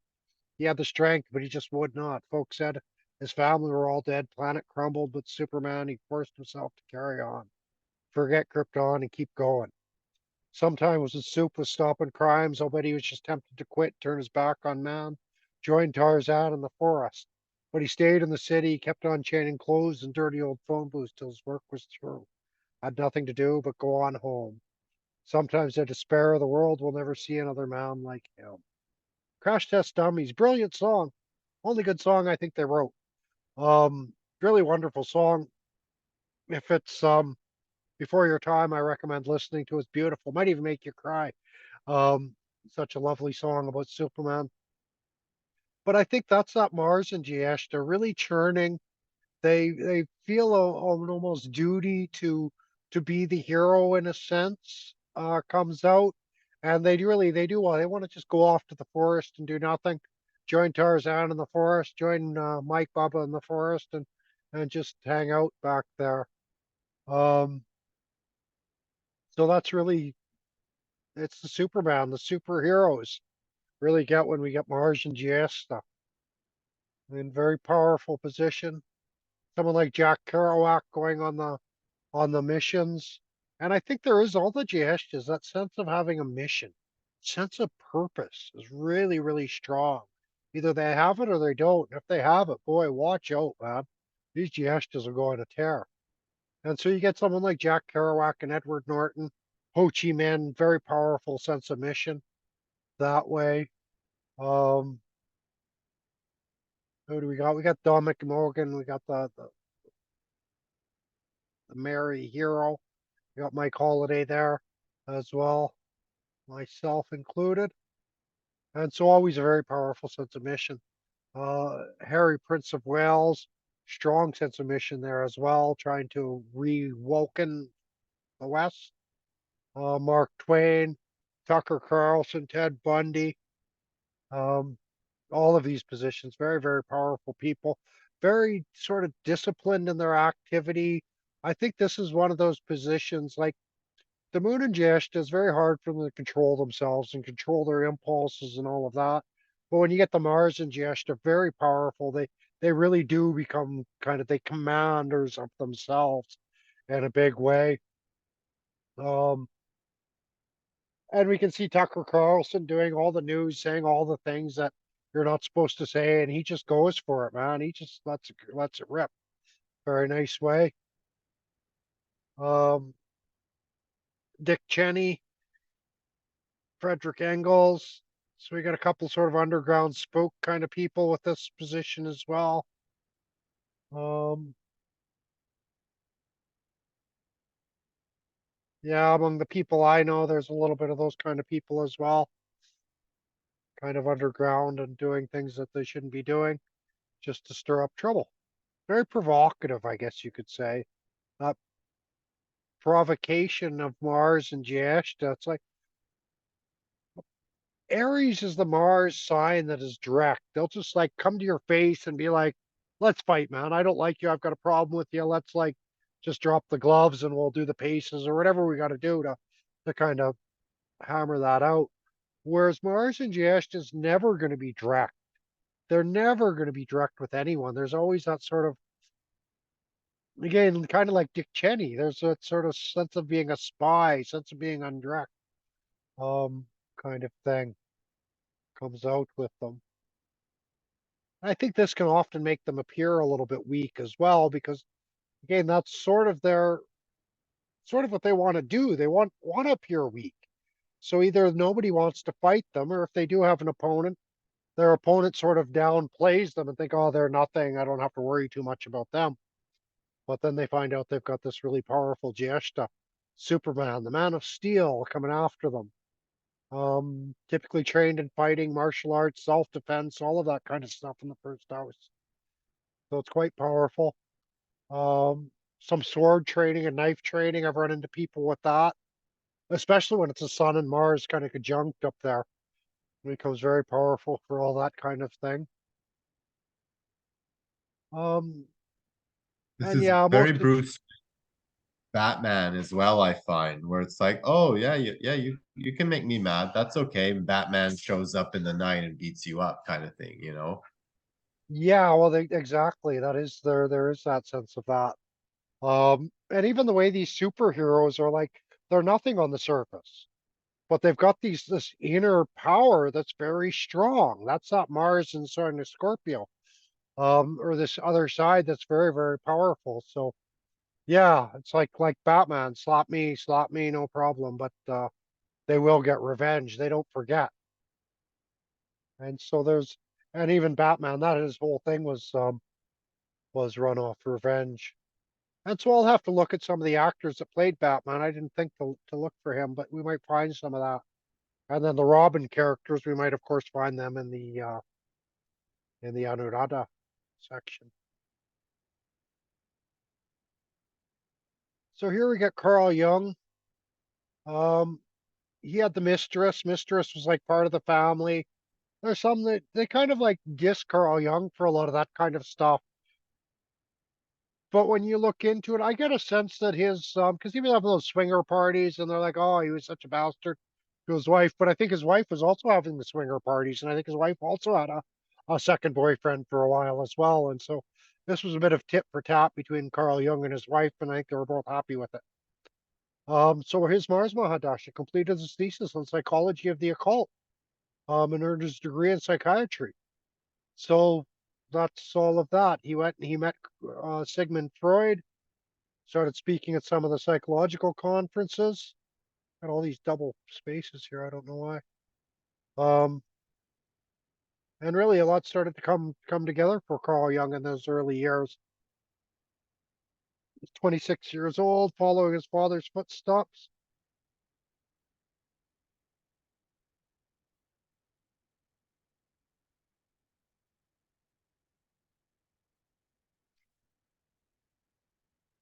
Yeah, a lot of that, all that occultism stuff was all coming out big time.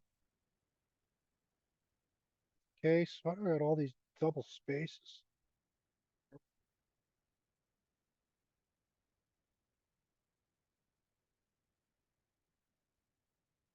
So I can't help it in myself. I have to edit these things. They're just like horrible to me. Um, so he had this, what was this? This was his second and seventh lord in the second house. And so that was also his alliances and his partnerships. And anytime the seventh lord is in the second house, chances are that your partners have secret relationships, right? Because that Mars is ruling his partner, the seventh person, and it goes in the eighth from the seventh. And so there can be that sort of thing. Um,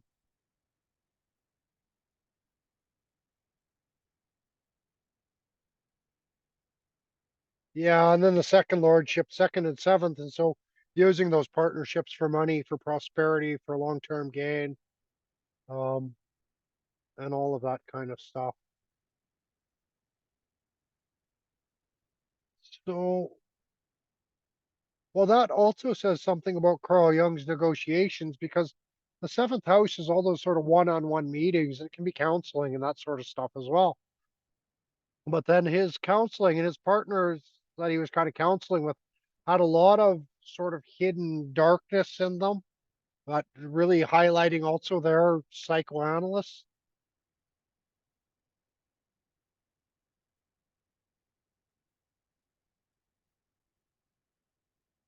So here we got Mars in the third house. Third house is more mentality and things like that. People with Mars in the third, these people are really, really driven. they do usually don't have a lot of control over their senses and things like that. They really tend to follow their passions a little bit more. Um, and some of the people I know here as well certainly are very passionate people, and they don't have a lot of control over their senses or their desires. You can see that stabbed his girlfriend. We would expect them to be good with cutting and knives. Not sure. Michael Ma kind of works with a lot of tools, carpentry kind of stuff. Bill Ayers was a dissident. I think he knows how to use weapons and bombs and all that kind of stuff. Then you get someone like Johnny Rotten who stabbed his wife, his girlfriend. I'm going to try to speed up a little bit because it is taking a long time. Here we see like Dick Cheney, Gavin Newsom. Not hard to see those two guys are kind of peas in a pod in a lot of ways. Again, I think there's a sense of some of the disaster capitalism stuff can come out through Mars and Jyeshta as well. Sort of using that conflict or using that unexpected event for better to profit and gain and whatever it is, sort of thing. So that really comes through here. Um, Mars in the fourth house isn't considered good. It usually brings a bit of bring a bit of domestic violence. It aspects the seventh house, and so it gives a kind of a what about it? A bit of a Kuja dosh to a certain degree to relationships. So kind of domestic of growing up with domestic violence in the home, and then so growing up and doing that on your partners as well. And so there's like a lot of that sort of competition and anger and violence and secretiveness in the household.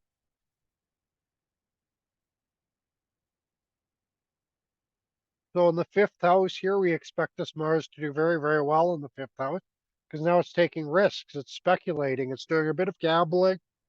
Doing what Mars really likes to do best is take risks um, and get some attention. And again, maybe like Tucker Carlson, sort of dropping. Um, Anyways, kind of very actively sort of stirring up controversy and stirring things up in order to get attention. And so he's kind of doing that sort of thing. Yeah, big time risk takers in this position. So rolling the 10th is in the fifth.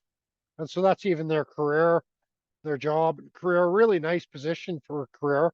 But someone who does a little, usually a bit of an investment or some kind of speculation or big risk takers is what they become known for, is the risks they're willing to take. Um,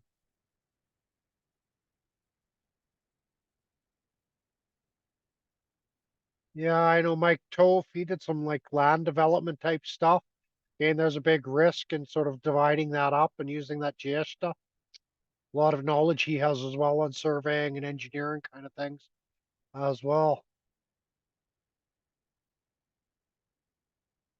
Keep going here. Yeah, on the 8th, we get more of these invasive therapies, things like that. Mundamela, Vishvara Mundamela. That's a Shukla Shwar, Vishwara Mundamela Shukla Shwar, I think that is. Um, he's kind of a headman of a village, same kind of like Rob Ford, I suppose. A little bit corrupt and a little bit dirty, but he's the man who everybody chose to lead. Um, Shir W is Israeli. I think she's quite involved with the settler communities in Israel, and so there's that sort of forbiddenness of where they're going, and I think she really tends to stir up a lot of trouble as well. Very passionate sort of woman as well. Not a lot of control over her emotions and her passions. Just kind of catches her really quick, and she gets passionate. So we get Shah Mariah Carey. We're getting here. It's the seventh. And so this, I would think, well, Mars in the seventh is going to certainly delay relationships, and they'll get quite a powerful partner, I would think, right? They're going to get the Mars and GS to kind of partner, and so come some kind of secret. hidden alliance or hidden activities that the partner's involved with. That was, I think, true with someone like Johannes Vermeer. He got married and then went to live with his mother-in-law, and I think his mother-in-law was quite involved with a lot of um, kind of Secret Service kind of stuff, essentially. And Tucker Carlson's often sort of described as what do they sometimes call him? The controlled opposition. It's hard to say if that's true with someone like Tucker Carlson, but some of his connections and things like that, he does seem to be very well connected with Secret Service and things like that. Um, does seem to be very well connected with the system, you could say, or whatever. But here he is causing all this controversy. So, well, that was in the seventh relationships. That was agreements and secret agreements up there. Now we get in the eighth house, which is its natural location, right? This would be an Aries ascendant person with Mars and Scorpio in the eighth. And so there is going to be a lot more of that sort of that sexual tantra, I think, will come out in this a little bit more. Um, what does he rule? The first and the eighth. And so this actually becomes a lot of their identity because they become known as that sort of firecracker kind of person that you never know what they're going to do next. And so very active and very secretive in what they're doing as well, but very controversial. Um, I'd expect, like, I see someone like Bill Ayers, Ho Chi Minh, a little bit that rebel really becomes their identity of who they are. Really becomes this Mars and Jyeshta in eighth house. And so again, like that firecracker that can go off at any time. I know Gigi Poole's certainly a firecracker kind of woman. I think Katharina Argan and Kate Blanchett, both very firecrackers, very emotional in a lot of ways. Um, but a lot of activity and a lot of things going on beneath the surface that people don't see. And I think there's a very strong, powerful sexuality in these people. Again, in that eighth house, that underground passion, that hidden passion becomes quite powerful. We'll skip the ninth. This is going to make them more militant in their beliefs to a certain degree. Um, People quite active traveling and always challenging gurus. And so we get into the 11th. And here we're going to see Mars in the, oh, sorry, this is the 10th. Um, Kind of rolling the third. And so this can be pretty good for media type careers, but probably good, really good for doing their own business somehow or this kind of thing. Some commercial ventures. They should do quite well. I'm going to cruise through here a little bit quicker. So we get Mercury and Jyeshta. Some words, when spoken, can't be taken back. The smallest oceans still make big waves. And that's Eddie Vedder has some of this. And so he's got a bit of that Jyeshta. He's kind of a little bit of a unique character within music industry, I guess, quite independent. And he did end up going into indie music and doing some indie albums and things like this. So you might think independent writers and things like that. Even Justin Trudeau, someone said we need poets to change the world.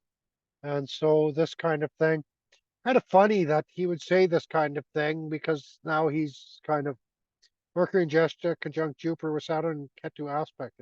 Jupiter has strong ideological bent to his communication. Saturn seeks to restrict the free streak speech, while Ketu aspect makes of what he says hollow and meaningless. Um, well, that's a pretty good description of Justin Trudeau, I would think.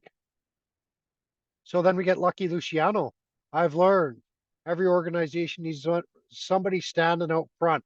Call it a figurehead, a leader, a headman, a kingpin, a president, whatever. It doesn't matter much to me who does it. And so it's like, yeah, everybody needs that kind of front man, that leader guy. Lucky Luciano, great leader, wasn't really attached to his leadership in a lot of ways, but it doesn't matter. They're just the figurehead. They're just the one taking the heat, kind of the one who will takes the responsibility in a sense. So Carlos Castaneda also has this position with Mercury here, and he was writing a lot about magic and that kind of stuff. But there's a lot of questioning of if he actually did a lot of the things he sort of claims to have done, or if he just heard about them and wrote about it. So our man and our lot in life is to learn and to be hurled into inconceivable new worlds. Man goes to knowledge as he goes to war, wide awake with fear, with respect, and with absolute assurance. And again, Mercury is representative of knowledge and these kinds of things. I would say that the best of us always comes out when we are against the wall and we feel sword dangling over our head. Talked about this all the way with Jyeshtas. Nothing can temper the spirit of the warrior as much as the challenge of dealing with impossible people in positions of power. Only under those conditions can warrior acquire the sobriety and the serenity to withstand the pressure of the unknowable. And that spiritual warrior, that's something Carlos Castaneda wrote about again and again and again and again. Um, a warrior takes his lot, whatever it is may be, and accepts it in the ultimate humbleness. He accepts his humbleness as what he is, not as a grounds of regret, but as a living challenge. And so there's so many of these. Hardest thing in the world is for a warrior to let others be. Really, the hardest thing for a GS does to let others be. They always got to sort of say something. It's like the last house I was staying at in Toronto. I guess that's a couple places ago. This one of the guys, one of the roommates, or one of the guys living downstairs, I guess, he'd go out and he'd practice these martial arts kind of forms. And I was watching him do this, and so eventually I kind of my Jyeshta, right? Always the big boss man. And so my Jyeshta was watching him and I wandered out eventually and I was like, I see you're doing all this stuff. Have you ever actually been trained at this stuff? And he was like, no, actually I haven't. And so then I got to anyways, then we got to work and all that. And so that's not the hardest thing in the world is for a warrior or for a Jesh to let others be. And so I have a tough time with that as well. So God, time goes so fast, man. Here we are at the end of our 3 hours already. Oh, my battery's dying. 3 hours. Everything's coming. The world is telling me we're coming to an end on this very quickly. So, um, so there's Justin Trudeau with Mercury and Jyeshta. Lucky Luciano, they're probably quite similar. Bubba Ramdev, Neil Young, Carl Benz, Carlos Castaneda.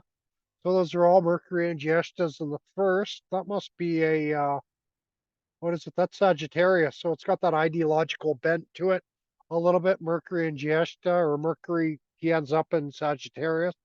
And so quite philosophical to a certain degree with everything. And we can see that in most of these people. Hard to believe Justin Trudeau would have any more than two brain cells talking to each other at one time. So, but he has some philosophy, I'm sure. Then we get in the second pod on now, we get more Capricorn, we get more leadership, more regulators. Martin Luther regulating the church, Sri Rama Maharishi, Claude Monet, Billy Idol, Gordon Lightfoot. Um, Mercury and Jester, we see Lucien Bouchard seeking separation, these sorts of things. UK. Trudeau does talk like the hero. Like he does like in his Mercury and in his like he is thinking like, oh, I am the hero. I am the one who does this. I am the one. So I think that like that's maybe where I see that Jyeshta. Yeah, I could see that with Mercury because Mercury doesn't actually do great in well, it doesn't do great in signs of Mars, basically. Um, so there might be a little bit of that. Lucky Luciano as well, the big man sort of talk. Baba Ramdev certainly has that. Neil Young, right? He thought he could. He was like, "Oh, I'm gonna boycott Spotify because they had someone he didn't like," and then everybody ended up boycotting Neil Young on Spotify, and so shot himself in the foot. So you get that as well. Like I said, Carlos Castaneda's like that as well. Big talker. A lot of speculation of whether he actually did half the things he said. Um,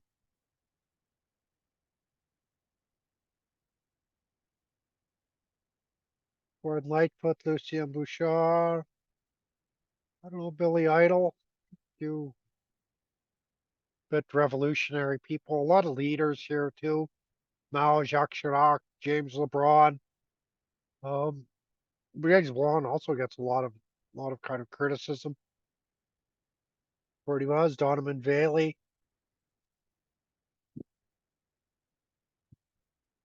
I think Donovan Bailey faced a bit of disgrace. Frank Sinatra, I did it my way, I did it my way. He also, I think, had a habit of trying to talk like he was a little bit more of a big man. He had that Johnny Stompanato that we had earlier. He was a complete bastard to women. And so he was harassing Ava Gardner in some way. And so John B. Stompanato at the time, he was the right hand man of the mob boss.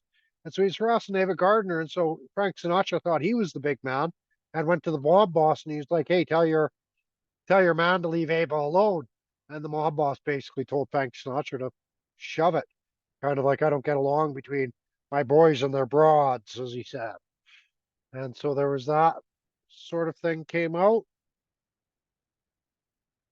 Hunter Schafer certainly starting to stir things up with her language and the way she speaks. Linda uh, Trecode, I think, is going to be asking for some trouble. There's a bit of activist sort of sentiment in some of these people as well, um, and trying through their speech to kind of be the big man, the big hero. And I don't think it's always working out for them very well.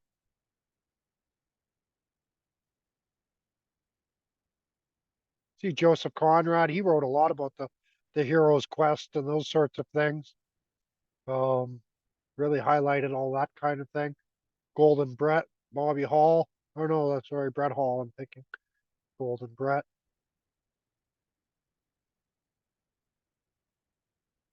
So we're just running ahead, skipping by all this Mercury, Jyeshta stuff until we get to, oh, there's Jupiter. Jeepers, we still have Jupiter. So we're going to go through Jupiter and Saturn super quick here. So Jupiter is going to be giving that expansive influence and a lot of hope and a lot of that kind of thing to this. There's a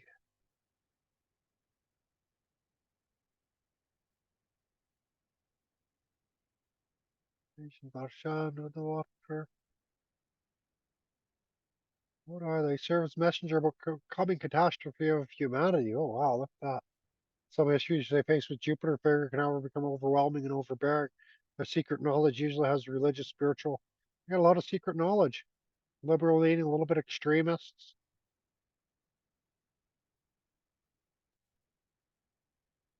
Ah, Durga, the highest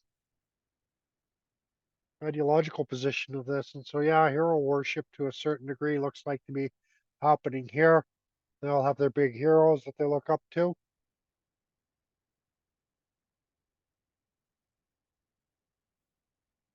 George Bush Sr., Jimmy Carter, John Calvin, Krishnamacharya. Oh, wow, a lot of these were big heroes that everybody else wanted to look up to. Titanic sinking. I remember reading about that. There's a lot of that emergency signaling and messaging sort of comes out. And so I think that relates with the Titanic sinking in that way. I am just doing some very quick editing while I do this. I didn't realize I hadn't done a lot of this on my Jyeshta topics. So let me get Benjamin Croatia, Chris Christopherson, the hero, the prophet he was, Marcus Aurelius as well, wrote that wonderful book on morals and ethics. So there's a lot of that moral and ethical upright behavior of the prophet, the wanderer. Jupiter sort of has some hidden wisdom somehow, it seems. Um, and a couple of these, Zach H. This is a bit of a character like Chris Christopherson, I suppose, to a certain degree. Dennis Hopper. The rest, you got some football players here. Stevens. Oh, I see someone like Cat Stevens. It makes me wonder if some of the others haven't. So Jupiter and Sagittarius can be a conversion, a transformation, a spiritual rebirth. And so we might see that with a few of these characters there. Um, Chris Christopherson, certainly he's a character for that. John Calvin kind of brought a new kind of religion, Krishnamacharya as well. Um, kind of yoga therapies as well, but really trying to transform people's lives and change things. Jupiter and Jyeshta get a sense that it's quite strong and does fairly well for the most part. Um, so that's all right. We're going to skip down to Saturn and Jyeshta. My tribulations are so great, my life so disturbed, are the plans daily invented to further the king's wicked intentions. The surprises which the king gives me with certain persons of his council are so mortal, and my treatment is what God knows, what it that it is enough to shorten 10 lives, much more mine. So Catherine of Aragon, and so that's anyways, that's that Saturn kind of being stuck in these like what did she say? The surprises the king gives me. And so that's like stuck in this sort of area of unknown, stuck in the surprises, stuck in the traumas in a sense. And so there might be some what could you say? Anyway, it's just stuck in those traumas, stuck in that sense of war. As you see a lot of war people, General M. Waters, Pompey, Osama bin Laden. Bennett Cerf was really fighting for free speech and try to publishers' rights and things like that. See guys like Sid Vicious and Andy Warhol. Um, Again, a lot of anger, a lot of resentment seems to be built up in these people to a large degree. Catherine of Aragon, Trista Villa. Um,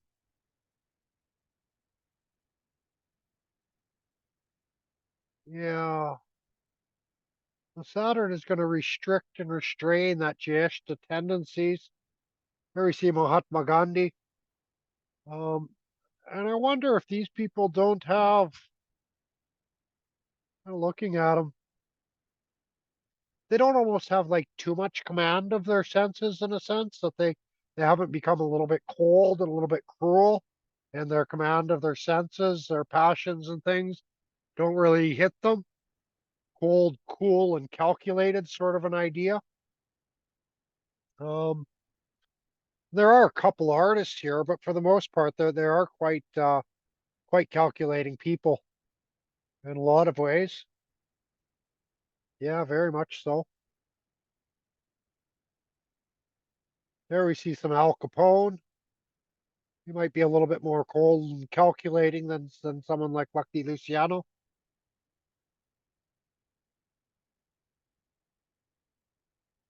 Yeah, Rani Shukleshwar, I know her. She oh, brutal village life in India. She saw her dad, witnessed her dad killing the mother, and then lied to everybody about it when she was young. Blamed that on snakes.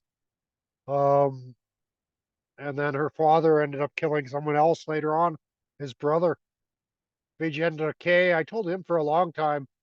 He's kind of a character. I've been dealing with him for a long time as a client, and I told him he'd go away as a maybe go with one of the Bubbas or one of the Sadhus. Anyways, go away from society, and he's hit that. He's in that point right now. Um, and he's not going away from society for any good reason. He's he's complete bastard, 100%, 200% bastard. Um, and I've told him that to his face. I'm not saying anything to you. I haven't told him, and he knows it, and he accepts that part of himself. But he also does a lot of good and things like that. So maybe he's only 90% bastard, has 10% goodness in him. So he's in the process of going away from society, basically because he's been a bastard, and they'll probably kill him if he stays there. And so it's better he goes away. And he's trying to figure out what to do. And I've sort of suggested in counseling that he goes with the Baba, because you can find Babas who are also complete bastards. And so you get a bastard with a bastard Baba, and I think they'll be good together. Um, so this kind of thing. I shouldn't say that because a lot of these people are quite nice. Aroha Bhavan, kind of dealing with some dream analysis, psychoanalysis type sort of stuff, very psychological. Regina Ura, I'll never pronounce her name right, I'm sure. Um, she's kind of a character. I think she came from some kind of a family that's more akin to like a Mennonite sort of household, grew up big family, singing, very good. This really sweet blonde girl. Um, but she's got a lot of, what could you say? Maybe the Saturn and Jyeshta, a lot of sort of repressing that psychological side, a lot of sort of repressed side. Um,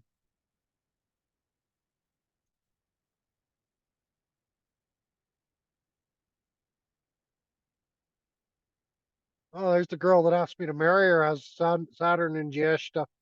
Maybe I better be careful of that. But I find people with Saturn anywhere in Scorpio, these people really, really like me.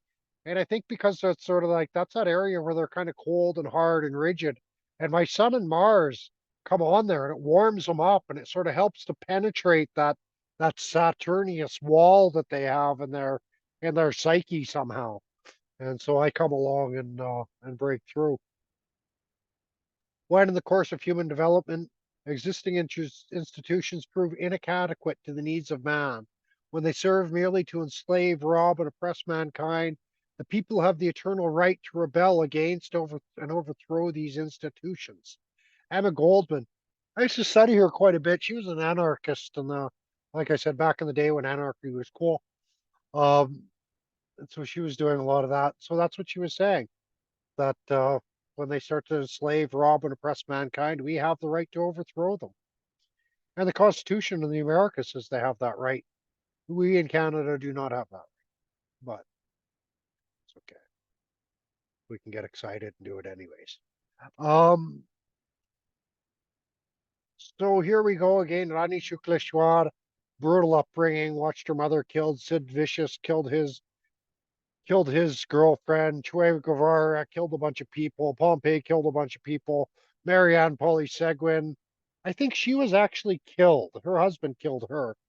Um, and then we get Prince, who is all right. Kind of a strange guy ahead of his time.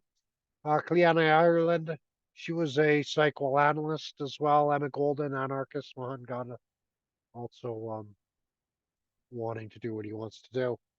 And so it's amazing. Wow, a lot of these people are really brutal with the sun here. IDB, she hasn't killed anybody that I know of and doesn't carry guns. Noam Chomsky also hasn't. Stephen Chowder loves guns. Um, Osama bin Laden, he also likes guns. You can sort of almost see how someone like Osama and bin Laden and someone like Steven Crowder might be sort of similar. They kind of they're not shy about advocating violence, but ultimately they're kind of ideological warriors in a sense. Um, I don't know what's happened to some of these folks. So we've gone over the 3 hours now. I made it through Saturn. We got that far. Um, and so why don't we just call it a day at that, and we'll leave it there. And so I'll do the next class. You won't be here for the next class, I believe. Is that correct? And Yeah, so exactly.